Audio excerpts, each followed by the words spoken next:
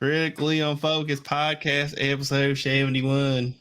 71 of them things. Hey, man, thank you for tuning in. Welcome. We back again. Oh, somebody got to work on their jumper.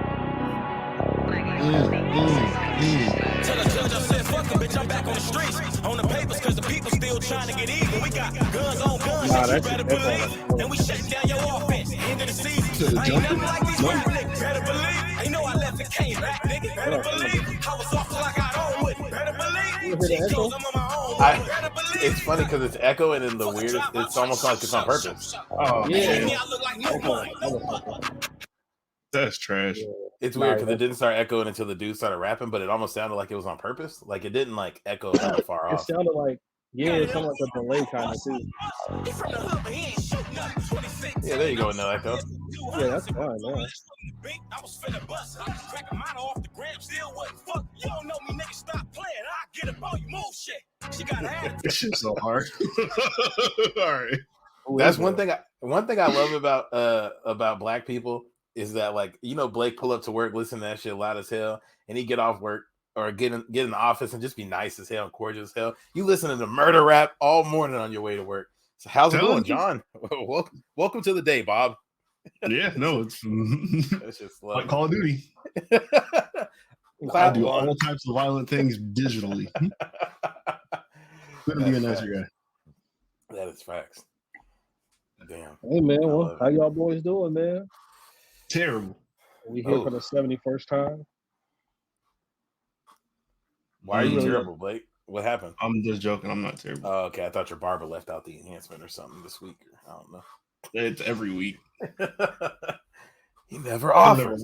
Yeah. Never had that. Not like you. You got it again, though, didn't you?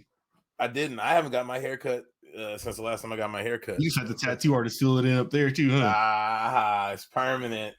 You can't recede if it's always there. Exactly. You stupid as hell. Big brain shit. Anything new with you, man? Besides all the new ink? No, fortunately. Things have been wholly unremarkable. You know, just trying to save some money for these trips I got coming up. So I'm keep my ass in the house for the rest of the summer. But yeah, I got a tattoo that took like 7.5 hours yesterday. That was whooping my ass. You try to hold back tears in front of a woman is humbling, a very humbling experience. He said, "Ink my whole body. I don't give a mother." Do not recommend. A shop or like the crib or something like that. So she, it's Grayson's girlfriend actually is a tattoo artist. She has a little studio. The place I got married in, that literally right down that same hallway, they have like a studio in there. Oh, okay, that's dope. Nice little spot. Yeah, it was cool. You with a slice of cake from the corner? Nigga, that's a long ass time, bro. Nigga, that's almost a whole work shift.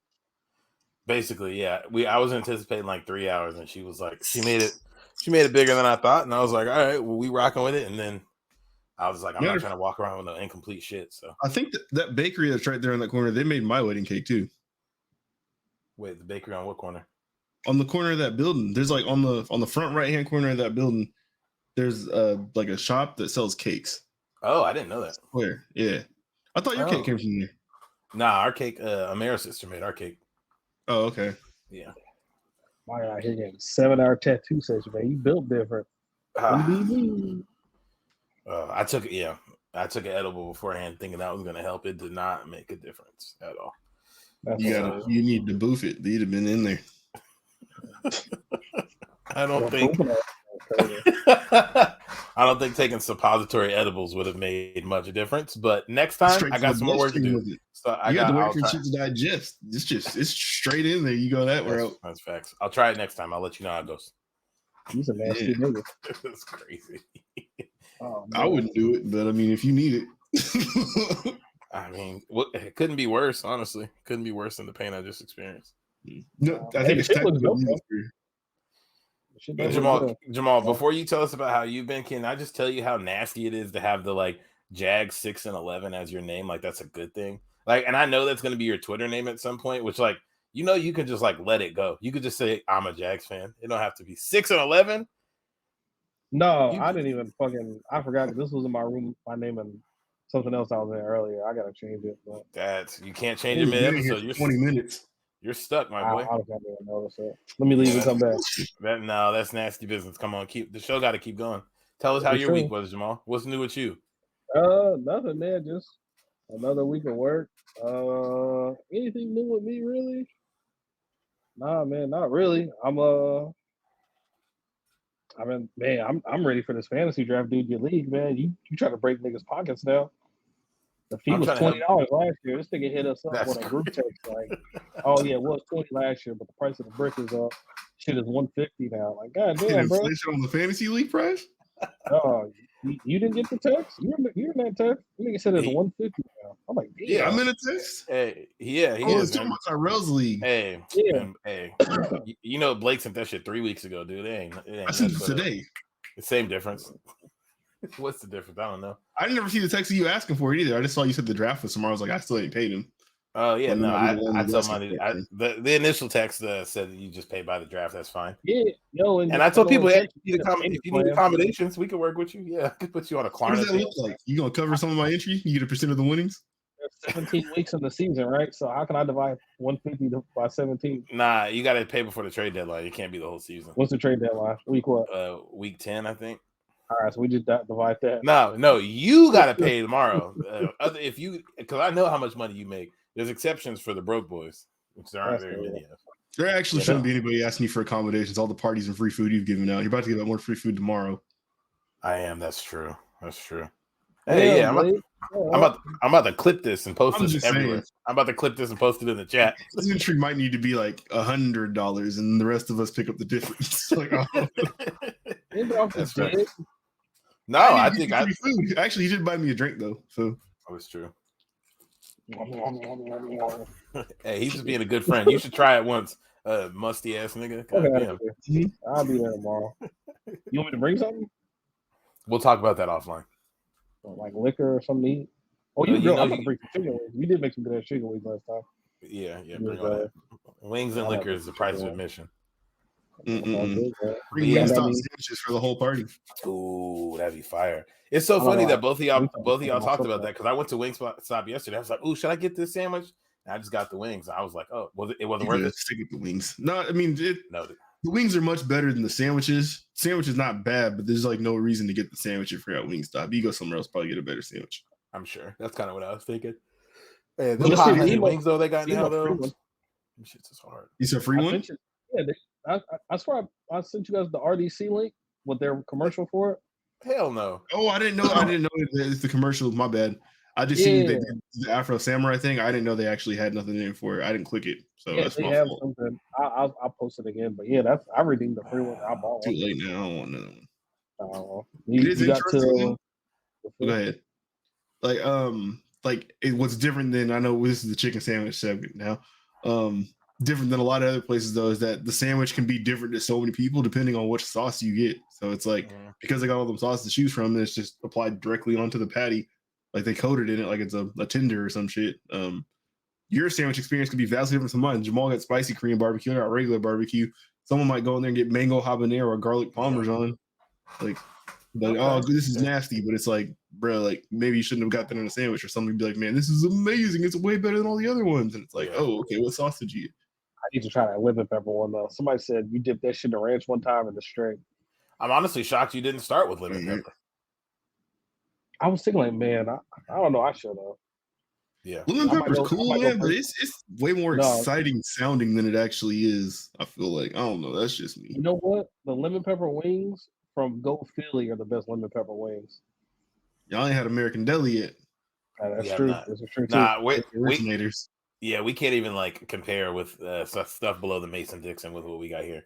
Them shits is good, but I don't even want to hold that in the same light. Wings is like fried like way harder than like Wingstop though. Like I don't know. I'm not necessarily a fan of that. But. I've never been a fan of I hear people ordering their late wings like fried hard or extra crispy, and I've never been a fan of that. Like I want I like a juicy tender wing. I'm a 7-Eleven wing baby or a pizza place wing baby. Or kind of mushy. I like that. I don't care. Nah, I'm a big fan. That's how I cook my wings. Fuck that. Little mushy. Overrated, but I was hella disappointed in. Huh. When we went to Latitude Tyrell, because people was always talking about them. No. Yeah, they were just okay. My mom was like, "Yeah, the only reason I ever go to Latitude is to get the wings," and I'm like, "Okay, I really got to try these," and they were okay. Are they open during the day, like for like just like tables and food and service and all that? Yeah, that place is over 24/7. Yeah, I think they actually are open And they be 24/7. deep. Yeah, they're open all day. Because That's a wild block. Hosmer and 74th. that's 84th and Hosmer. That's isn't it? 84th. Yeah. Oh, 84th, Yeah, my bad. 84th, that's the thick. That's the thick of it. Nah, Hosmer is. Dog. You posted that story about Hosmer. Hosmer is a different city altogether right now. Honestly. I didn't know. I did not know. They said that shit's like New Amsterdam over there. New So Hampshire. People just kicking in hotel doors. The Howard Bruh. Johnson Hotel that's over there, it got turned into like specifically for like housing homeless people and low income people. So like that area was already Oh. hot, and they made it so like I mean homeless people need a place to stay, but like they concentrated everything into that area. So it is. Is there It is that a much lot. going on downtown now that they need to get people out of downtown? Because that used to be where they was at, the transfer They've station been and all that. fixing up that area. So of It's course been they probably getting don't close, want them yeah. around there. Okay. The transfer center I will say looks, or the bus transit stop down there looks considerably better than it used to. It's still dirty and stinky, but there's just not like hella homeless people down there. And there's not really many downtown anymore at all. Like they are starting to like there's not shit downtown really, but they're starting to try to That's get what I'm shit to saying. come Like, in. there's never nothing down there. So Yeah. it's like, what's the problem of them being down there? Like, Yeah, everything downtown is like between fucking 6th and Pacific to 11th and Pacific, and then that's kind of it. yeah. There ain't shit going on down there. Have y'all ever stayed? Oh, never mind. Nothing. Never mind. Nope. Skipping that. Are you about to ask? The place you talking about staying at? Absolutely. Well, the very nice hotel that's downtown. Because Oh, it's the like Murano? it's kind of it's kind of out of place, you know. Like because like I was saying, like I was looking at staying at the Holiday Inn off of Hosmer the next time I was up there for work or whatever. But like turns out absolutely not gonna happen. And Murano's like way too expensive for me to do that for a work trip. So Yeah. No, I haven't stayed at the Murano, but we went to like someone who had a hotel room in the Murano, like a little party there. hotel party over there. Yeah. Them rooms is nice as hell. Yeah. You ever been to like the bar there? Nothing, the bar or restaurant? Nah. No. Nah. If you told us, hey, I'm coming into town and here's the room I booked, I would call for help. Like I'm calling your wife, like, is he okay? Like, what did he take before he left the house? Did he say anything? Like, Had to get some of that Northwest Mist. Nigga, he said something about purchasing dog food while he was out there. I don't know Mhm. what exactly he was talking From about. Rollo? My God. Yeah, shout out Y'all to didn't Rollo. watch that, did you? I didn't watch it, but I started watching a no. little bit of it, and then just a little bit I've known. He's flashy as fuck. He's one of the biggest idiots of all time. I just remember everybody like shouting Rollo out for buying that apartment complex. They're like, "This is how you really buy up the block," and I'm like, I feel like I've never really heard his music for him to have enough money to buy a whole apartment complex. Like, I know the name, but like, I can't name a song from him. Where'd he get all this voice ever? money His from? rap voice is hella annoying. Man, yeah, he put out like 3 songs and got Future on the track while Future was big. Yeah, had nothing to do with music. No, Yeah. he would be like some random feature. Like, man, how the fuck is he getting these dudes on tracks? Like, No, they talked about it on there. It was like because Scooter was friends with Future, and Rollo said that he had to show a bunch of money in order to get Future to do a song with him. And then Future really kept on begging him to get out of the streets, but he wouldn't. Jesus Christ. Hey, have any of you guys watched that little baby documentary on Netflix yet? Nah, that's on Hulu, I thought, didn't it? What'd you say? It was on Hulu. Oh, I thought it was Netflix. Netflix or Hulu. I need to watch it. I've heard it's pretty Yeah, good. fucking little baby documentary on Netflix. That's Yeah. crazy. Yeah. I've been hearing good things because they were talking about how like Young Thug was like paying him to stay out the streets and shit too. Mm-hmm. I've heard that story before. I saw a clip from it of Baby, and he had to be like probably like 7 or 8, but like he was just like in his front yard on Christmas Day, like how happy and stuff. I'm like, man, look at the little guy, man. Yeah, it's hella funny. Mhm. It'd be kind of funny to see niggas that grew up into like supreme gangbangers when they were little kids. Niggas be wholesome as hell. The thing when we were at the party and someone read a tweet and someone said about that documentary, they were like, dudes be having like have 5 kids in this little baby documentary is what finally got them inspired to do something. Wow. I want to be 4PF as well. Yeah. Did y'all fuck with the single he dropped last night? I ain't hear. I didn't know he dropped a single last night. It's kind of bad. It's we've heard this shit before. I did listen to Khaled's album though. Finally, There's some shit on there. There's some shit on there. Quavo and Takeoff. That might be the best duo in hip hop right now. Yeah, Unconfused is a problem. I don't Not yet. Actually, I can't name another duo that's actually out here actually getting to it. Like they're tearing it up though. Mia and Shauna is the only other two I can think of. Okay, That's it. That's all I got. is that the transition right there? Yeah. You guys want to talk the pop culture shit before we get into football? I figure that'll take up the most of the back half of the show. We can talk about some shows and shit. Did everybody? Because I remember Jamal was the first person I remember saying the prediction of the scamming was going to catch up to her. Did you have that same prediction as well, Tyrell?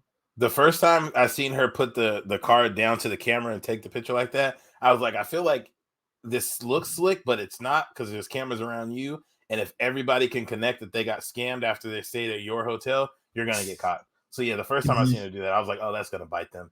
I didn't think it would be season 1. I thought they might let her cook a little bit. But, yeah, you ain't getting away with that shit. Especially not down there for scamming rich folks. I didn't even see the finale, but I knew that was going to happen. Oh. Like, I'm talking about it. That's fine. Like, I knew that shit was going to happen. I knew she was going to be caught up. I called it. Yeah. That's basically how they...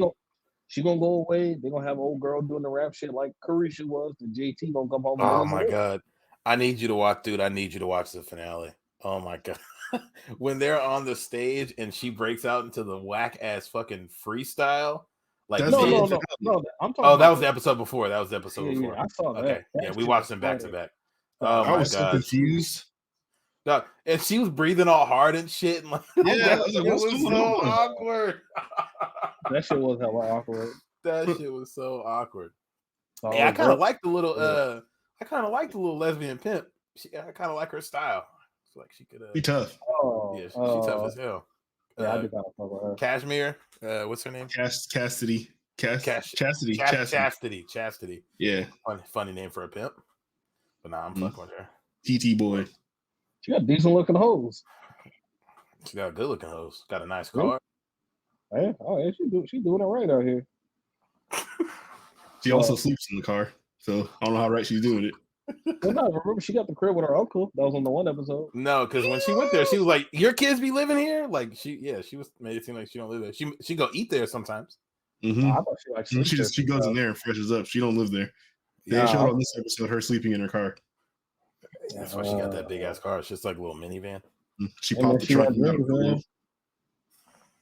If you dreaming on the back seat, I mean, yeah, go crazy. I am interested. Yeah, I think to Jamal's point, they're gonna have her go to jail, and then maybe we'll get the City Girls arc where Mia gets hella big, and then the homegirl's giving us a couple verses from behind bars, and then she comes out, wow, they took over. I feel like it's got to get. It's played out a little bit. The whole entire trope of the one flashy night exposing you to the feds and getting caught up, like the one flashy moment, the Frank Lucas type thing, you know. Yeah. I feel like I would appreciate it more if a show kind of had it be like something subtle or small that you kind of blow off or whatever, and then that's the thing that comes back to get you, rather than like staying in your face the whole time, like like okay, that's probably gonna be it for them because they haven't addressed it yet. So did they clarify? Did they pay for that hotel room that they had in one of the last episodes, or did they just go up there because they work there? Because I was thinking like this is what's gonna get you guys caught up is like you up in this room fucking and smoking and popping the bottles and all this shit. I'm just really confused. How come she went there even for like the leisure thing at the end? Like, why would you go to your job? Like, I don't know. And the nigga that work at your job got arrested, didn't show up to work. You think it's smart going back there after work? Nah, that don't make no sense. He's like, what did you get arrested for? And she was like, she said, nigga, is you serious? Yeah. He's like, is the phone tap? Yeah. She kept talking. I was like, you're stupid. I felt bad. If somebody asks me the phone tap, I'm automatically looking at the person if I'm the one listening. Yeah, facts. Absolutely. I'll watch that shit after we get out of here. That bitch went home and tried to delete all the fucking the shit out of her iCloud. Like they've already seen that, man. Mm-hmm. Nah, I felt bad for the baby dad too, Lamont. After Mia got with the rich nigga, bro. She's like, I can't be moving backwards. And what? Yeah, I'm trying to figure out what that's about too, because that can't. I mean, I hope it is. I hope it's genuine. I hope that's like just how he's moving and he's no ulterior motive. But yeah, I do feel like there's something up with that. Like he might be like, I don't know, human trafficker, wild abusive dude. I don't know. Dog, you just handed this chick 30 bands out of nowhere. New person. Yeah, it was the dude that she bumped into at the party and he spilled Hennessy on her. That guy came back around. Oh, okay. I remember that. Yeah, and like they Oh, went to Emma. eat like at Waffle House or some shit, and he passed her like $40,000, $30,000, whatever in cash. Yeah. Just after they were done talking, and like now she's like loyal to him off of that. They didn't even do nothing, which I Do mean, nothing. like, fair play. You know, if you have that much money in cash, Nah, it was just you yeah, gave me 40K, your partner that you were on the outs with and see if they were going to get back together. I probably would put that on hold for a bit. For You sure. can hand me 40 bands right now. You got some loyalty. All right, Yeah. I hope that they can No. get her some beats. Some goddamn bitch. So I don't know if they ever address it, but whatever happened with remember when like she was doing a little OnlyFans shit and the rich white dude like flew her out? He brought someone else in the room, and that's how come he brought someone else in the room and like tried to make it so they both could get with her, and she wasn't down with it. She turned him down or whatever, and then that's when he kicked her out, and she had to go. Cause I remember her saying that, but I'm like, I don't remember like the dude bringing anybody else in the room and them having like a discussion. Like, No, they just implied it when she's in the bathtub and you hear the door close and she's like, "Hello," and the next thing you know, she's outside. She explains she explains that that's what happened. Yeah, he's trying to get some DP action in. That's crazy. I mean, she should have considered it at least. Like, We are not talking about the person. All right, no, good point. But That's the only place it probably works to say that. You know, that's true. Nah, yeah, man, that was damn. Yeah, I wanted. She should have been like, hey, man, like, how much for you and your friend? yeah, he flew her out. He was trying to take her shopping the next day. Bought all that shit. Put her in a nice hotel room. The least you could do is suck a double dick.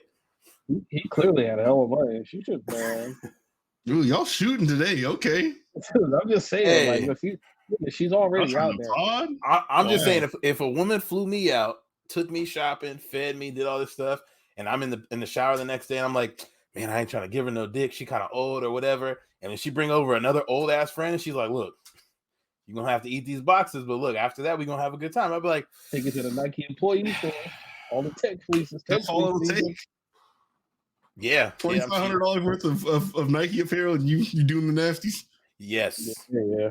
Yes. Know your worth, Kings. Give me a I do. That is it. Suit and a lavender tech fleece suit. I'm in there.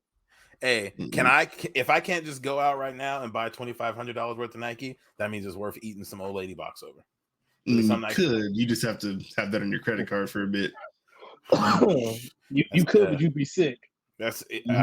You think if I take out some student loans real quick, they could still be forgiven?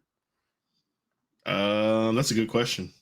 I could. I'm about to. We got to edit that out. Hold on. I'm gonna try to do some fraud. Shout out to all my NBA niggas that be scammed that got caught up. Free Terrence Williams. No. That's close. That's friend of the show, Terrence Williams. I told y'all we were in IKEA couch shopping together. I wasn't with him, but we were both in there together looking at couches. That's a friend of the show in more ways than one. Then is he going to jail? Yeah. I thought that was the one from Portland. Sorry. There's four. I forgot there's Terrence, and Terrence. There's three Terrences that all came in at the same time. Yeah, the one that stomped out the homeless man. What? That's absurd. You remember that story about Terrence Jones? That's crazy. No, I remember him. I remember him beating somebody up in that Filipino league too. Like with Andre Blatch, he was out there getting it in. I think I don't remember. Jesus Christ, what a NBA players are absurd. Speaking of people getting tossed around, hey, Serena Williams lost. All right, I'm not about to say some shit ass shit. The first thing I thought of when I was watching this newest episode of She-Hulk and they had the nigga on there that was like, I'm not gonna lie, I would smash. I was like, they've been listening to our pod. Amara was niggas get paid to do this. I could have did this. Amara was in the living room when She-Hulk started twerking, and Amara was like, ugh. I'm like, bitch, I've been waiting to see this. What are you talking about? Ugh. She said I stopped wearing them big ass suits. She got some block ass suits. She dressed got like Tyrone Bigum's big ass suit. She got the Bruce Wayne animated series suit. Hell no. This shit wasn't loose on him like that though. Her shit's just like she got it off the rack. Nah, that nigga. And you know she couldn't get it. She couldn't have gotten off the rack. Like that shit's custom. They made it customly bulky. You got Court today suit. Nah, yeah, that does make sense. Her clothes are loose fitting when she's human. Because she probably don't got all the Stark spandex tech or whatever. that Takamura suit's hella big. So now I realize why it's like that now. Okay. But she got the suit specifically for when she's big because she be coming to work big. So like she had to go get those tailored. They couldn't have like, No, she has to go in the building big. She can go to work however she wants. It's just when you're in here, we need the green girl. That's so fire. Oh my god. What do you guys think of the last episode? I'd always be in on her. It's good, man. I got a couple things to say. I had a problem that Marvel was like doing so many things with like movies and shows where the threats and things that they were facing in them were like world complicating things, like just really big issues. And this is like taking it back down to something like local and like small. And even with this show, it's like, yeah, I mean, there was combat in this last episode, but it really wasn't the focus of the scene even when the combat was going on. Like there was a more comedy focus on that part. And I'm surprised myself that I'm enjoying it as much as I am with as little action as it has, just because the rest of the show is like just that good. Like keeps you laughing. For sure. I fuck with it. Yeah, there's all that stuff going on. So I appreciate that. In this last episode, I'm trying to think of something specific. Was the trial for Emil Blonsky this episode? Yeah. Yeah. Because Wong pulled up. They had Wong pull up, remember? Okay, yeah. I thought all of that was really well done. I like how much like humanness they're giving his character, because he ultimately was like he said in I think 2 episodes ago, sort of in the same spot that Captain America was. He thought he was doing the right thing. He thought he was fighting the good guys and all that stuff. Yeah. But turns out I kind of want to go back and rewatch that movie now, because I don't remember that movie. That shit came out in 2008. The Ed Norton movie. I was like, I kind of want to watch that now.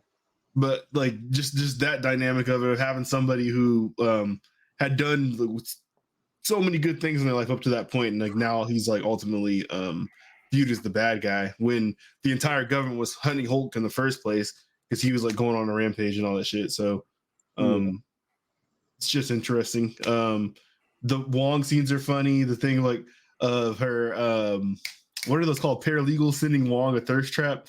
It was just a picture of her with books. It's like it was the actor actually went and posted a picture of her with books for reference. It was funny. I like the fourth wall breaking they're doing too. Like at the beginning, she was like, "Yeah, Wong's going to be in this episode, but don't think this is like a cameo every episode." Even though they had 2 cameos. Yeah, she was like, "This is still my show." Or remember whose show this is. I thought that was pretty cool. Yep, and yeah, all the stuff going on in her little lawyer office stuff is funny too. With like how Megan Thee Stallion became a part of this episode. Someone getting duped by somebody with powers. You said what? She's definitely like more involved than I thought she would be. She was for sure more involved than I thought. I thought it would be like a scene or like on somebody's phone. She was in it like. I wish she wasn't like physically in more scenes, but like they definitely threw her name around a lot. She could have popped it with She-Hulk, but she just stood there and went with her tongue out like. It's a good she shook it a little bit. She threw it a little bit. It's a bit more than that, but yeah. He enjoyed it. That show's fucking funny. He said nobody could be dumb enough to think they were actually dating Megan Thee Stallion. And she's like, actually, he's an idiot. No, he definitely would think that. Mm-hmm. It's like you thought she drove a Passat, like. No, this nigga said he spent $175K on a jet on a fucking Passat wagon. Fuck out of here. That's more. She got $200K. I was like, no way. 175. No, but that's entertaining. I did think when they got to the like when Jen Walters got home and the nigga popped out with the like glowing thing, I was like, to Blake's point, I was like, oh, here we go. Like, who are these intergalactic motherfuckers coming to fight? And she was like, did you rob a new Asgardian construction site? And they were like, well, yeah, but shut up. Like, and started jumping her with all the tools and shit. The dude just had the hard hat, so all he could do is headbutt. Yeah. They said one of the breakdowns I was watching said that's the Wrecking Crew that I don't remember.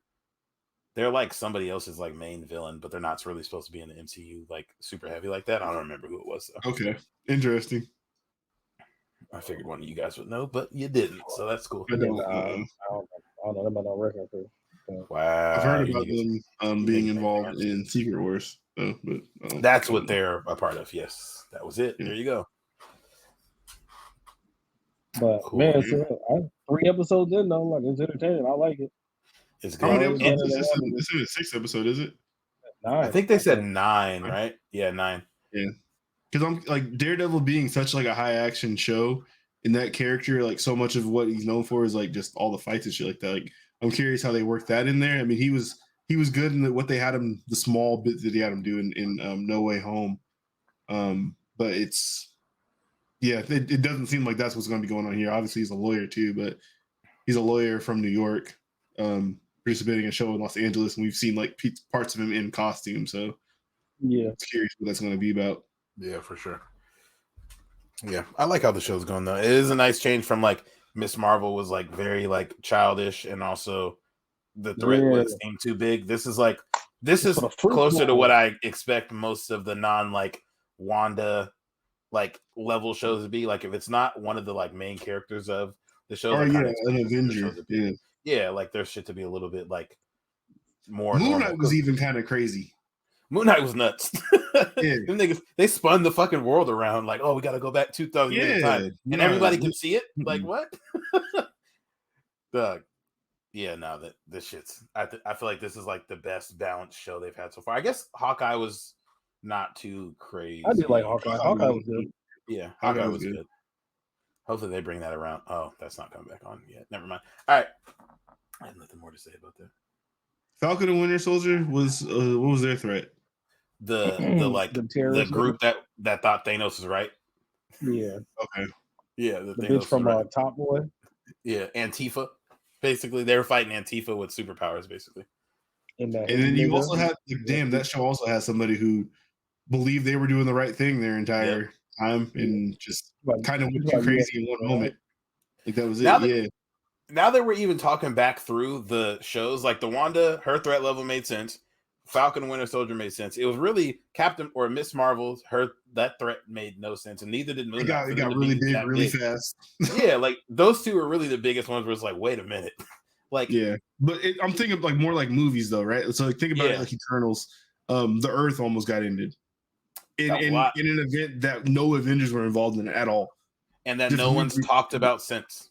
Yeah. Oh, you gotta look. I was see what the timeline says about where that's supposed to be and all that. It's already happened in She-Hulk because they have the little thing in She-Hulk where like the thing she's looking for jobs and it's like, is nobody going to talk about the body sticking out of the ocean? Yeah. Two Spider-Man movies have happened since Endgame. Both of those were one of those was end of the world level shit. Yep. And then what other movies? Doctor Strange. Doctor Strange, end of the world level shit. There was one more. Is that it? No, that's not it. Thor. that wasn't really. I haven't seen Thor. Oh, yeah, Thor was good, but that seems almost like completely disconnected from. I can't wait for you to watch it next week, Blake. Yeah, it's coming out next week? It's coming out the 8th, yeah.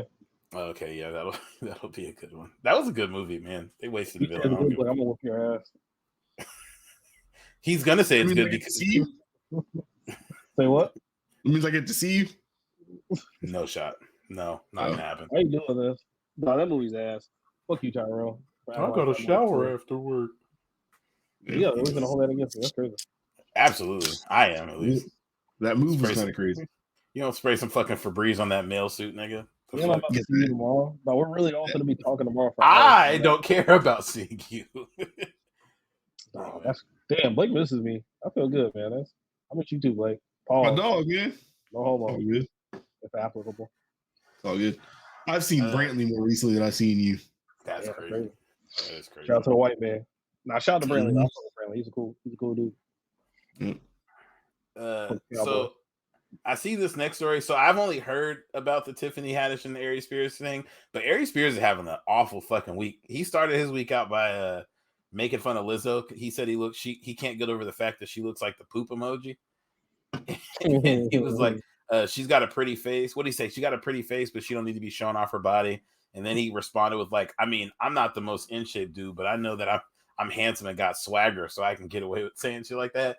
And he has been getting cooked from every possible angle. I ain't seen a single person defend him. And then he gets ready to fuck him up. Has he recorded since he said that stupid shit? Yes, yeah. And I haven't watched the episode yet this week. I'm sure he's ready to fuck him up. I gotta listen to when they talk about the Tiffany Haddish and Eric. That shit's now. Tiffany Haddish was on there 2 weeks ago. Matter of fact. Oh, that's she's friend of the show. Nigga, he's So gonna Jamal, light them on fire next are week. you well versed in what their controversy is currently? I read about it on TMZ. I was like, yo, these niggas throw them under the jail. These Fill me niggas in. like directing like child pornos, bro. He's like, Yo, I seen the headline, and the one tweet I seen was like somebody read it and was like, I this story doesn't sound believable, which made me think it probably is believable. no, but TMZ like when No, yeah, for sure. You said Tiffany Haddish directed a child porn? Apparently her and Aries Spears did, I guess. even like grooming. Where's this shit at? That's a big allegation. It's a massive allegation. Yeah, Tiffany Haddish and Aries Spears accused of child sexual abuse. I'm about to click it on Daily Beast right now. Let's see. Now, me personally, probably wouldn't do that. Click the Daily Beast. Yeah, I'm looking. No. This wild shit they did. Like, what's the fuck is wrong the with child them? sex abuse? I'm gonna speak for all of us when I say I don't think any of us would do that. The clip Spears and Haddish asked Jane to watch in the recording booth allegedly seemed innocuous at first, if a little strange. A group of co-eds were arguing over a Subway sandwich, but then the co-eds began eating the sandwich in a suggestive manner from opposite ends, moaning and making sexual noises as they both ate the sandwich in a manner that simulated the act of fellatio for both the kids to perform, states in the lawsuit. Let's see, what else? I'm trying to like skim some of this shit. It's so long. Excuse me? They made him eat a sandwich and now they got SA charges? So I'm reading the CNN version, and it says that Tiffany Haddish was a host of a comedy camp in 2013, and she was friends with the mother of this 14-year-old and 7-year-old siblings. And Tiffany told the girl, "I have a perfect role for you," which then they had them like. She drove her to the studio where she and Aries Spears showed her a video of an older man and a college-age woman eating a sandwich simultaneously from either end while moaning and making sexual noises as they both ate the sandwich in a manner that simulated fellatio. They then said that they wanted them to mimic it and make the noises like they did on the video. So they showed the kids like I guess not a porno, but suggestive video, and then asked them to mimic it with each other. So that's not cool, but it's a comedy camp. I feel like they might be guessing this a little bit. I'll stick my neck out there and be the one that says it. At a comedy camp from Tiffany Haddish? Hold on. But no, there's more. Like, what's his name was like rubbing oil on a little kid and all this other shit. Okay. Retracting the statement. I'm speaking specifically about the sandwich eating thing. I thought that Jamal had read this, so I didn't read up on it. But once I seen it within the doc, but it does say, upon the following summer, Mr. Spears and Haddish had the 7-year-old evidence of it. They removed the 7-year-old victim from his sister, placed him in an upstairs bedroom, stripped him down to his underwear, and recorded a video called "Through the Eyes of a Pedophile." And shows Aries Spears lusting over the 7-year-old and rubbing his back while he's in his underwear. I know. Corey fried him. Yeah, this is all really creepy. Corey hates that man. I know Corey fried him. Oh, why did I not watch this week? So the girl is now 22, and and she's suing on her own now, and her brother's 15, and their mom is suing for them. Yeah, like so I see the video. This is kind of weird. That's crazy. You watched it. That's probably. It's like not on like it's weird, but it ain't like I'm not going to jail by watching this. I can say that. Okay, yeah, no. Aries Spears always does seem to just end. It's people like him are weird. Where it's like they can't just do normal kind of comedy. Like all of his stuff is just like a step too far. Like you're trying to be like a shock jock kind of, or like doing it for shock value. Everything you do, which is probably why he's only shows up at the Tacoma Comedy Club and clubs like that nowadays. That's gross. But yeah, that doesn't sound like no jail time shit. I guess it more sounds like they're fucking weird. But I don't know if they'll go to jail. And she's definitely not going to be dog. And she was on fire a couple years ago after like that Girls Trip movie. Like nigga, she had like an animated series on like Netflix. Like nigga, she was female Kevin Hart for a little bit. Nigga, she was in everything for like 2 years. She's still kind of being a lot of shit, or like just around a lot of shit. But yeah, definitely didn't have the staying power. This is definitely gonna fuck some bags up. I'm sure. Whenever you have like some shit like this attached to your name, like some chomo shit, bro. Like, man, that's some stench. No, like, it don't hit TMZ. Like this ain't just like Twitter gossip or nothing. Like it hit Yeah. TMZ. like TMZ's reporting this. Like any shit like that attached to your name, bro. Like even if you get found like not guilty of the shit, and you were like, Anthony Anderson did just make a syndicated series, like one of the greatest black television shows of all time. Oh yeah, he had like rape allegations, right? From back in the day, Yeah, right after I was gonna say, I think Still time heals a lot of wounds with shit like that. Honestly, Anthony Anderson had to disappear for a minute after Kangaroo Jack. That nigga was gone. No, Anthony Anderson was gone for a hot minute. He dropped the ATM on his foot in barbershop. And then you see him again. Kangaroo Jack was such a fucking. Time definitely heals shit like that, and it definitely helped for him. Like that shit happened in the time where it wasn't like a TMZ type thing. Tiffany Haddish, I feel like already has enough hate around her just off of like her personality. So adding in like shit like this is not gonna go well. And you attached to fucking Aries Spears. The funky bitch. That's what Corey Holcomb says. I'm about to pull up this article that Jamal, you find the I got a hypothetical though. Oh, with the sexiest teacher? That teacher thick as fuck, nigga. Jesus Christ. Right, there's no way. There's okay, yeah. Go ahead, Blake. Go ahead. Go ahead. I did see. Oh man, yeah, she got a whole YouTube. So you can pick between. Let's say you get. You can either have $10,000 cash right now, or like or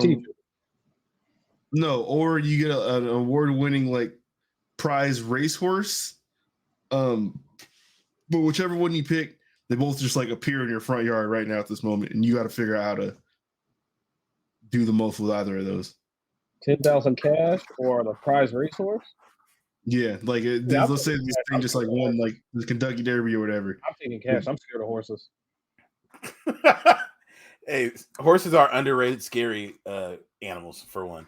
Oh, horses are big and like powerful. I will say there's a lot more than $10,000 in that horse. You just got to figure out how to get it. All you have to do is like either sell somebody else or get it to have a kid, and you're in there. The privilege of being married to a white woman is that I know several families who like own stables and like deal with horse shit. So I'm 2 degrees of separation away that if I pull up with this fucking stallion ass racehorse, we can make some shit pop. I'm definitely taking the horse. But okay, so remember this though. It's just going to appear in your front yard. You don't get anything else that goes with it. Like it's not tied down to nothing. It's just runs away. Oh, you gotta figure out a way to control it in order to get like your shit together so you can go get that money out of it. I can make a phone call. I think I can make a phone call and have somebody here. If I say, "Hey, do I know that the horse is a dime? Like I know that this horse is a shit, or do I have to figure that out on the back end?" Yeah, you know. No. This is part. You're getting presented both options. Okay, yeah, I can make a call, and I feel like I can have someone in an hour. Let's say, you're somewhere in stasis when you're making this decision, so it's not like you can make the call before you make the choice and have someone there like right when the thing drops. Like, nah. And I feel like you can entertain a horse for an hour to keep it there. I feel like my biggest benefit was my yard is big enough that the horse would probably explore for a little bit before I tried to jump over the gate. I got a fence. It can definitely jump over the fence, but I think it would fuck around. I think it would fuck around a little bit. Get scared? Why would it get scared? I ain't going out there. I'm gonna just look at it. You just appeared in a brand new place. There's all types of noises outside and shit. All right. Okay. You throwing hella stipulations on me now. So I got you. So So I got to chase the horse down. Also, is what you're telling me. You just got to figure out how to keep it there until you can. I'm gonna leave it alone for a little bit. Yeah, I'm gonna call somebody who knows shit about horses, and we're gonna figure this shit out. Nah, I'm doing that. Give me the 10 I love horses. Jamal gonna fuck you. Gonna fuck $10,000 off in like 6 weeks. Maybe I'm what? The horse just gonna run away? Maybe. Well, from your yard, yeah. You ain't got no. You don't got no gate. Get scared. You never know. If he gets spooked, that thing's gonna bullet. Nigga, I don't fuck with horses at all, bro. I'm cool. That's interesting. Where's your fear of horses stem from? What happened? Nah, bro. It's just like a big ass wild ass animal, hella strong and hella powerful. Like like if you push that shit and it's like not fucking with you and scared, she could just run you over and just kick the shit out of you and kill you or something. You ever ridden a horse? I don't want to. Would you I ride couldn't a camel? imagine Jamal riding a horse. Yeah, not a horse though. Camels do Nigga, the same Horse thing. humps. nigga, a camel can't fucking run 50 miles an hour. I'm gassing. Yeah, them. see the camel get up. I think they can. Hold on, bro. Pod Wait, moment. yeah, Let's what? go. And they do it in sand too, and up hills, and they spit 40 miles an hour. What the fuck are you talking Camels about? can run 40 miles an hour. Camels, it says maximum People in race short camels, bursts, bro. 40 miles an hour. Yeah, Oh, nigga. camels are just that's horses new. on a different continent, bro. Yeah. Let's see Yeah, what they you're got going on here, bugging. man. You're bugging. Bro, that don't look as scary as riding a horse, though. It honestly, a camel is more scary to me than a horse is. It has a hump. Who the It hell, will spit man? on you. It looks all kind of weird in the He's face. getting up, boy. Look at their This thing faces. is moving. He in a Land Rover trying to catch. There's a Nissan there, man. Camel trainers drive alongside. Niggas in a fucking a Nissan Armada chasing Nigga, down what? camels. Yo, that shit is moving. Yo, them niggas Camel really out, moving boy. like that. They scream instructions to their camels. The fuck out of here. Yeah, if you really think about basically any Oh. four-legged animal like that is running like 20, 30 miles an hour at minimum. Or yeah, four-legged hoofed animal, they be moving. Yeah, you Yeah, be seeing them well, shits it's of like moving to me. mooses running through snow and shit. Yeah, no, that's No, moose is different though. Yeah, no, mooses are yeah, hella big. I didn't realize Moose- how big it was. I seen like videos mooses of are it. like the killer whales of land. Yeah, those things are hella Well, I guess big. that would be Those like a things are hippo, but Pokemon. they're damn close. Yeah. Yeah. Nah, wow. Well, I stand corrected. I still think I'd be more scared to ride a horse than a fucking camel. I don't find that believable. I'm getting suggested hella videos with Arabic titles now because I looked at camel racing. And your algorithm's out of there.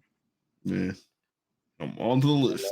And show up. Hey, I'm looking at this teacher. I have hella questions. Okay, what are the questions? She's an art teacher. Under what circumstances do you need to dress like this to teach like 5-year-olds?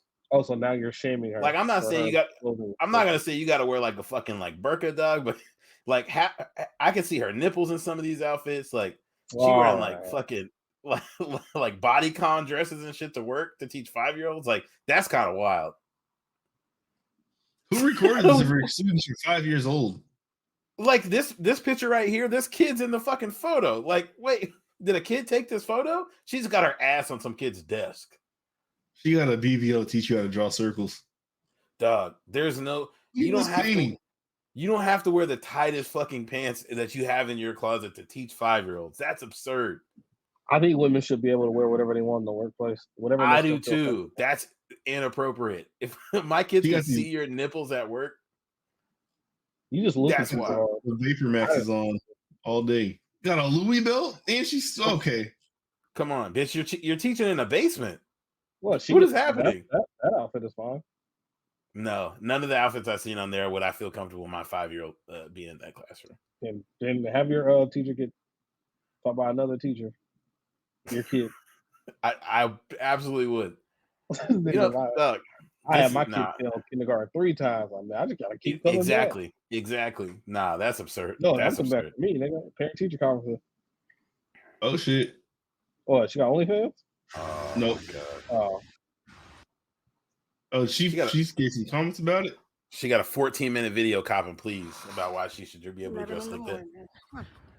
I'm gonna address this quick. I don't think I'm gonna be on live too long. I do have a lot to do today. I gotta go shopping No, you and don't. buy I gotta buy some more stuff for my that's crazy. classroom. You got it. Not very supportive of this. You can tell she lying. Thanking Why- my bosses for my existence. So it's like I don't know. what she's talking about. All right, Blake, as a father of someone who will be in kindergarten in a couple years, are you bringing up any issues with that? If that was your child's teacher, Personally, dressing- no. I mean, to be honest, like if as long as I don't care. Like she's teaching, right? Like if the teaching's fine, I really don't care. I do think the whole situation is a bit crazy though. I'm just curious, like what did obviously. I don't think teaching art was her first choice. or I second or wanna know- third. Yeah, I want to know what choice 1 was. But other than that, no. Yeah, I don't have a problem with either. I think it's fine. It's just crazy how like men think they can just what they think like women should wear to work and just what they should It's do. not what I would expect. Yeah. Yeah, nah. Yeah, Yeah, yeah. I don't. I'm Definitely with you, not what I bro. would expect. I think me and you are on the same page, and I I don't think get it. we're on different pages, but we are standing in the same like section or whatever. But it's all Yeah. good.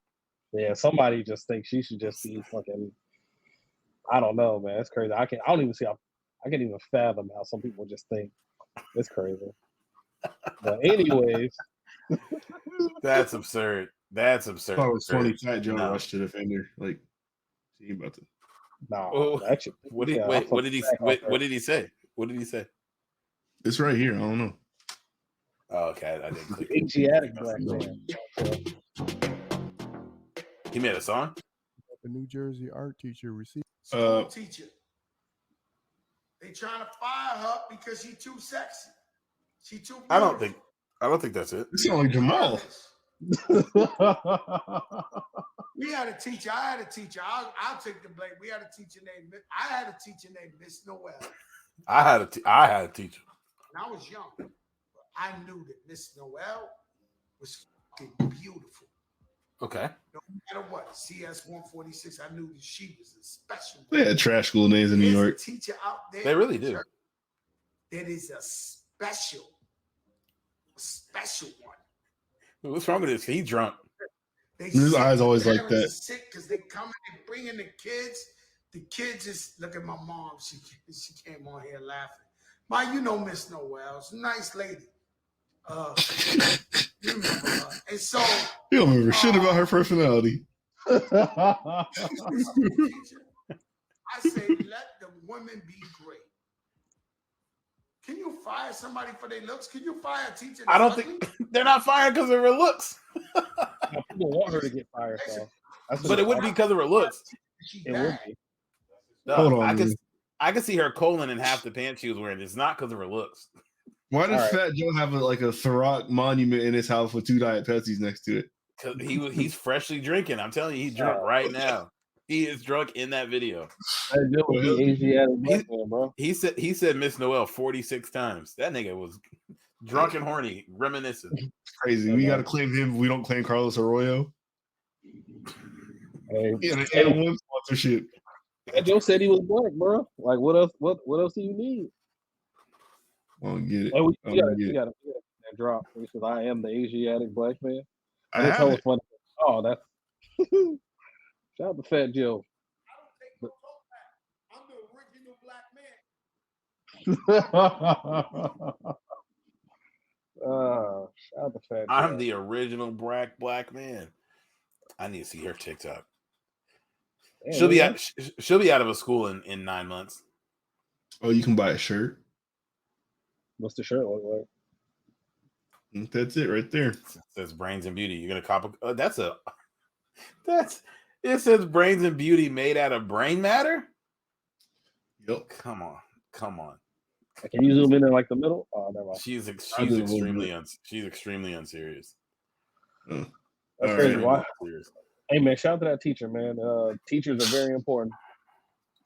They You should teach hit her up. Maybe we can get her on this episode. Oh, that would be fire. No, like You know, that.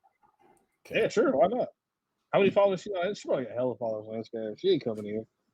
You follow her, why don't you tell her? Do I follow her? I think I did follow her today, actually. I was You just have to guessing. follow her. I just threw it out there. Uh, Wasn't even sure. hey, another question. Yo, shout out to my homeboy. I'm not gonna blow a spot up.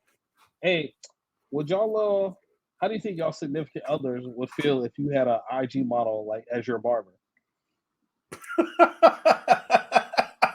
Now, how would I find out she's an IG model? Nigga, man, how she looks, nigga. Wait, My boy are you said saying Miami. My boy are you said saying like Miami. she looks like an IG model or she's an actual IG model? She looks like one, and she's like modeling on her IG. Oh, I'm about okay, to- so she's an IG model. I'm about to send it to you guys right now. Tell me if you guys think this will be okay for this to be your barber. I feel like you just said Miami IG model barber. I feel like she's probably cutting hair in a bikini, right? No, like regular clothes and shit. Oh, okay. I don't think Well, it wouldn't really matter.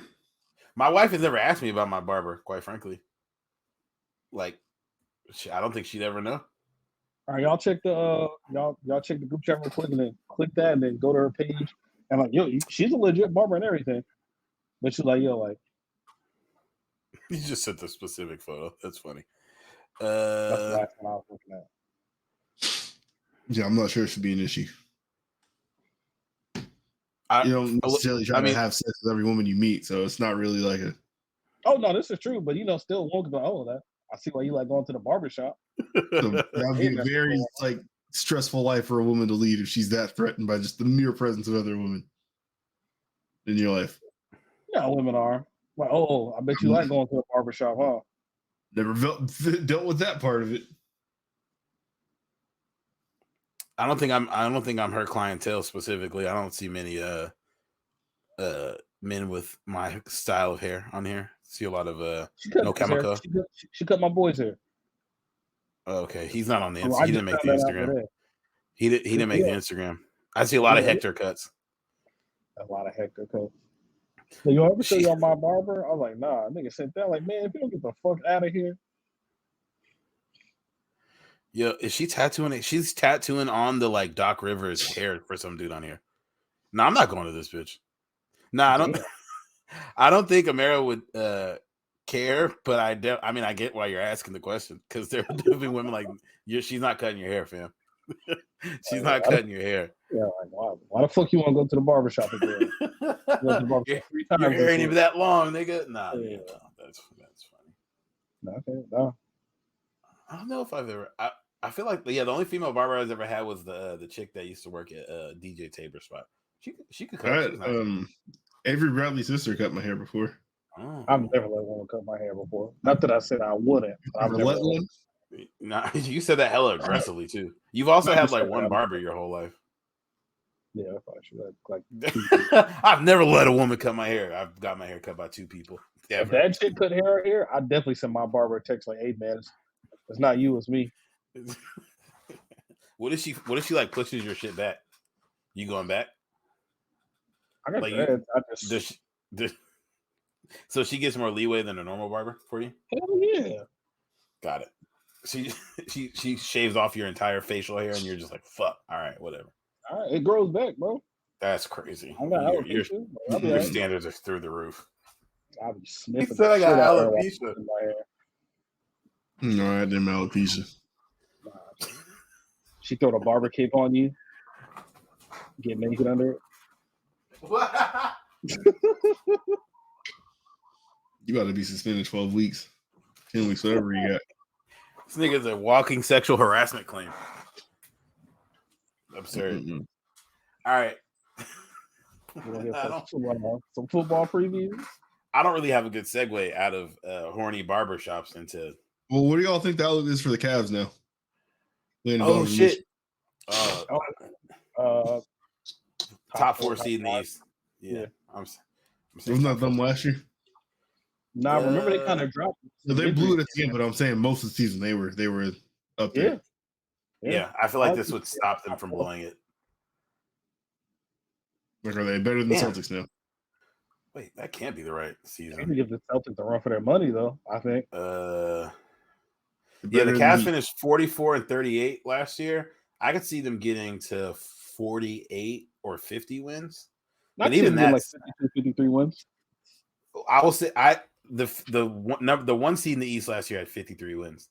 So if you see that, you basically are saying you see them as a possible 1 seed. I don't think that makes them better than the Celtics. I don't think that makes them better than the Bucks. TBD on the 76ers. I think they'd be better than the Raptors, the Bulls. Yeah, I mean, yeah, the Raptors and the Bulls. TBD on the Nets. I don't know what the Nets are going to look like. They had the same record as the Nets last year, but the Nets obviously had some shit going on that I guess ideally won't be going on this season. But yeah, I think Evan Mobley. They say his jumper's about to be. They say if his jumper's supposed to be like how they think it's supposed to be this year, this sounds like the best nigga ever. No, I've been reading. Evan Mobley problem. Yeah, if this team, I guess if this team had 50 wins, I wouldn't be surprised. I also wouldn't be surprised if they had like 42 wins. Like Donovan Mitchell, I think is a needle mover for sure, obviously, but I mean, we've seen him on good teams. The Jazz are always good in the regular season though. So, yeah, we've seen him like have moments in the playoffs too. I think it'll just be for different. sure. So like, yeah, you'll have other people next to him that can like get their own buckets. Cause like Garland can get the ball. He'll get some easier looks too, and then he can like he don't got to just like spoon feed Gobert down low. Like he can hand the ball off to Evan Mobley and let him do his thing. And Jared Allen gonna get you fucking 14 or 20 somehow with that goofy ass throw. Yeah, if they can stay healthy, it's kind of hard to see them not being at least a top 5 seed because last year the Raptors were the 5, the Bulls were the 6, the Hawks were the 8. I think they're better than all 3 of those teams. Yeah, and they're young guys, man. They should just keep getting better. Like Darius Garland's only going to get better. Same thing with Jared Allen and Mobley. Like shit, Donovan Mitchell's only like what 25, 26. There's part of his game he can improve too. I don't see why he can't make another leap. Because I think like Donovan Mitchell's probably like a top 18 to like 20-ish player, maybe. Like for he sure. definitely has like top 15 potential, whatever. Yeah. The most interesting part about that argument when it comes to basketball too is like several guys in that conversation have been like chronically hurt the last like 3 years. So then it's like I'm not going to take Kawhi out of the top like 10 guys, but he also hasn't played but 20 games over the last 2.5 years. So it's kind of hard to like Donovan Mitchell's not better than him, but the motherfucker been playing, you know. Yeah, the best ability is availability, man. Like that shit matters, bro. Your ability is a great skill to have. Like yo, like you can't tell me this. Oh, he's top 3 when he plays, but bro, the nigga only play 12 games a year, man. Like no one always hurt. The East is gonna be tight as fuck. I think either way. The only teams that are like not doing shit are the Wizards, Pacers, Pistons, and Magic. Like all those teams were the bottom 4. Everybody else was within like 5 games of each other for the most part. Like the Knicks were the 11 seed at 37. Everybody from the 10 seed to the 1 seed was within 10 wins of each other. So like, yeah, the East is gonna be tight. It's gonna be interesting season next year. Utah tore it the fuck down. Yeah, good lord, bro. They got role players out there. Nigga, them tickets about to be cheap as fuck. And they got so many picks, but I don't know. I feel like it's been so hard to see, like, unless you flip the picks into a player, which in Utah, you're probably not getting any players to stay long term. So many of these like big rebuilds that we've seen where it's like they have all the picks in the world. I feel like we just never really see it amount to anything until you trade those picks or those players for player X and hope they stay. But because they between the 2 trades they made this summer, they got 10 first round picks basically out of those 2 guys. But like, what are those going to be? Like picks are just a gamble, dog. Like it's better to have the bird in the hand. I agree. And if they would have, if they got something back, I mean, they got, will they get Colin Sexton and Lauri Markkanen back? Which I'm sure they'll flip Colin Sexton for something. No, rookie Lauri Markkanen, I thought he was going to be one of them guys. No, they got O'Shea Abaji too out of Kansas. Oh, okay. Okay. Yeah. The Jazz are going to fucking stink this year. Watch the Jazz still be better than the Kings somehow. Shut up, bitch. Understandable. Conley still like that's true for now. The legend. Yeah, he might want to try to go to a contender or something. He might probably be the Lakers point guard next year. Yeah, him and Pat Bev holding down. I know LeBron would fucking love that. That seems like the next guy that LeBron's going to start hyping up. Like, oh man, people been sleeping on him for his whole career. Like, start posting random shit about him. He signs a clutch next month. Yeah, I can see it. Or he does. Ben Simmons isn't playing. Fucking Ben Simmons. The Nets are so confusing to me, dude. Fuck Ben Simmons. Your hate for Ben Simmons has been one of my most shocking things this offseason. I used to fuck with Ben Simmons, man. I know, and you. I was like, I just feel like he became such a hoe. Man, he had Maya Jama.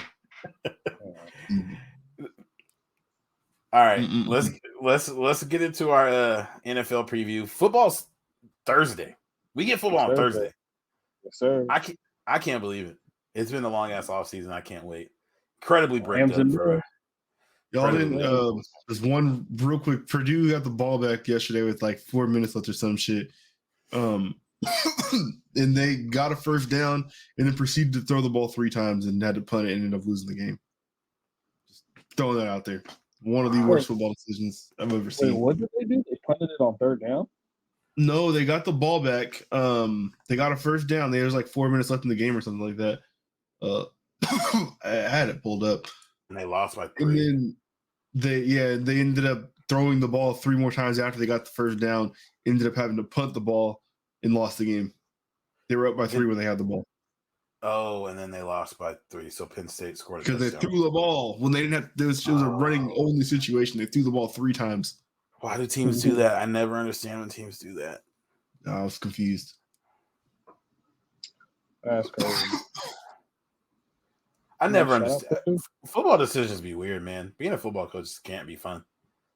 Oh, my bad. And Ben Simmons' engagement to Maya Jama is off, so he fucked that up too. I did see that. Yeah, they said he hates rings or some shit like that. He doesn't like being close to rings or something. Or he's just pussy. Mm-hmm. Who y'all got winning the opening game next week? Rams or Bills? Where is it? LA. Yeah, it's in LA. The Bills. Yeah, I'm taking the Rams. I'm taking the Rams, and the line on that is the Bills are 2.5 point favorites. And I think the rule in Vegas is that home field gives you 3 points. So they think that the Bills are 5.5 points better than the Rams. I'm taking the Rams. Plus 2.5. I like that. So the Rams are the underdog? No, the Bills are the underdog, right? No, the Rams are the underdog. I still think I like the Bills to win that game. I don't know, man. Like everybody loves the Bills coming out this year. Everybody's talking about them going to the Super Bowl. This could be their year, but I don't know, man. They got bad vibes now. I think all that goodwill wore off when they signed that punter with the gang rape allegations, bro. Bro, that shit was crazy. And the fact that they knew about it. They knew. Yeah. They said that they knew in like June or something like that. These teams know everything, bro. The NFL as a whole, I think, knew back in like June. And they were like, just like, oh, what's the punter? Niggas don't care. Nah, fuck nigga, that. you guys got caught. He's a piece of shit. Yeah, throw that motherfucker in jail. He deserves to be under the jail. All right. So before we talk about week 1, I wanted to get your guys' little quick predictions on award winners real quick. And which I don't even want to do this now that I'm thinking about it. Jamal, who do you think's winning the MVP of the NFL this season in the year 2022? Pat Mahomes. Okay. Mm-hmm. I'm locking these in so we can come back and look. Blake, what about you? Who you got winning MVP? Brady. Yeah, Brady. I was really hoping one of you guys said it before I did. I think Justin Herbert's winning the MVP. Completely unbiased opinion.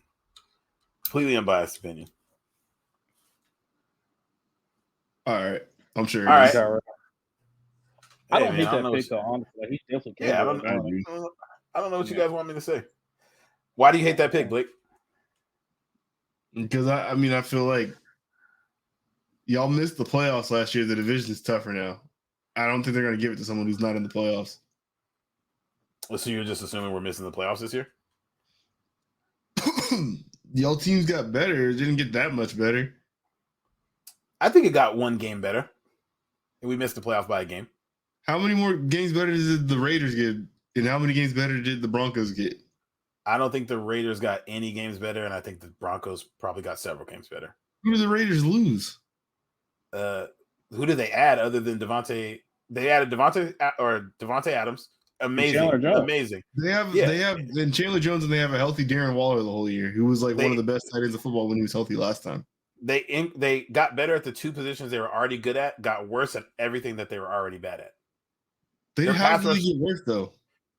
Their pass rush was already their strength last year, and they, I guess you could say, upgraded Yannick Ngakoue to Chandler Jones, and they upgraded their wide receiver room, which was already one of the better ones I think that people thought in the league, or at least performed as such.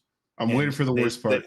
They didn't fix their offensive line. They cut their first round offensive lineman from last year, traded away. Obviously wasn't good if they can cut him, so I'm waiting for the worst part. So they got worse on the offensive line because they didn't add anyone and cut one of their first round picks from last year, just traded away one of their starting, who was presumed to be one of their starting DBs this year, and didn't improve their DB room at all. Didn't improve their linebacker room. Didn't improve any part of their defense that was already not good. Like they didn't improve. There's zero chance that they got rid of these people that they weren't better than who's there now. Even if that's the case, with on the opposite side of Max Crosby with Chandler Jones. I just said, I said that they got better at the positions that they were already good at, and got worse, or at minimum stayed the same at the positions they were already awful at.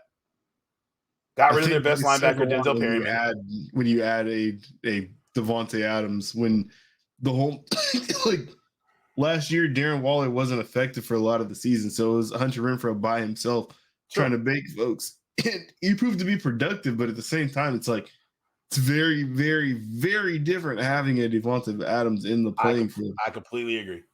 And we like, I don't know, like if Darren Waller turns back into what he was and Hunter Renfrow is the same guy as last year, like that offense is going to be very hard to get off of the field. And I know they don't have defense, but like 28 points is the normal now for football. So if they give up 32 instead, they have a good chance of scoring like 36 with what they have. Like I don't know how they. You could say the same thing about the Chargers last year. We had a top 5 offense and a bottom 2 defense, and we're losing games because our defense couldn't get offenses off the field. People could run it on us all game long, and we're losing games. Or if we don't score 35 points, or if Justin Herbert doesn't throw 4 touchdowns, we're losing those games. They're not going to be immune to that just because their offense is really good. I'm not saying they are, but I'm saying how much y'all added versus how much like. Let's say like the Broncos now having someone who can will teams into the playoffs as their quarterback. Okay, yeah, that's a pretty big deal. Sure. And I do feel like the Raiders offense being that potent now says something. I think Juju Smith-Schuster is a much better player than what he looks like just because he's played at the quarterback with a lame arm for the past 2 years or been hurt. Yeah, so with an injury that's bothering him now. I like he just picked some. Didn't you just pick Mahomes to win the MVP? No, that was Jamal did.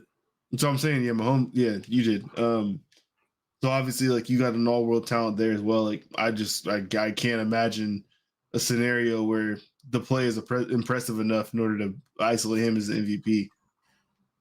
You got Aaron Rodgers playing in a division of cupcakes, like, and he's a fucking android. Like he's probably gonna finish higher than Herbert. Okay. You got the am I controlling the screen? What the fuck? No, I'm not. No, I have you got the odds pulled up. What are the MVP odds? Do they have those on here for the season? I don't know. I don't know where the fuck they are. Let me see. Futures.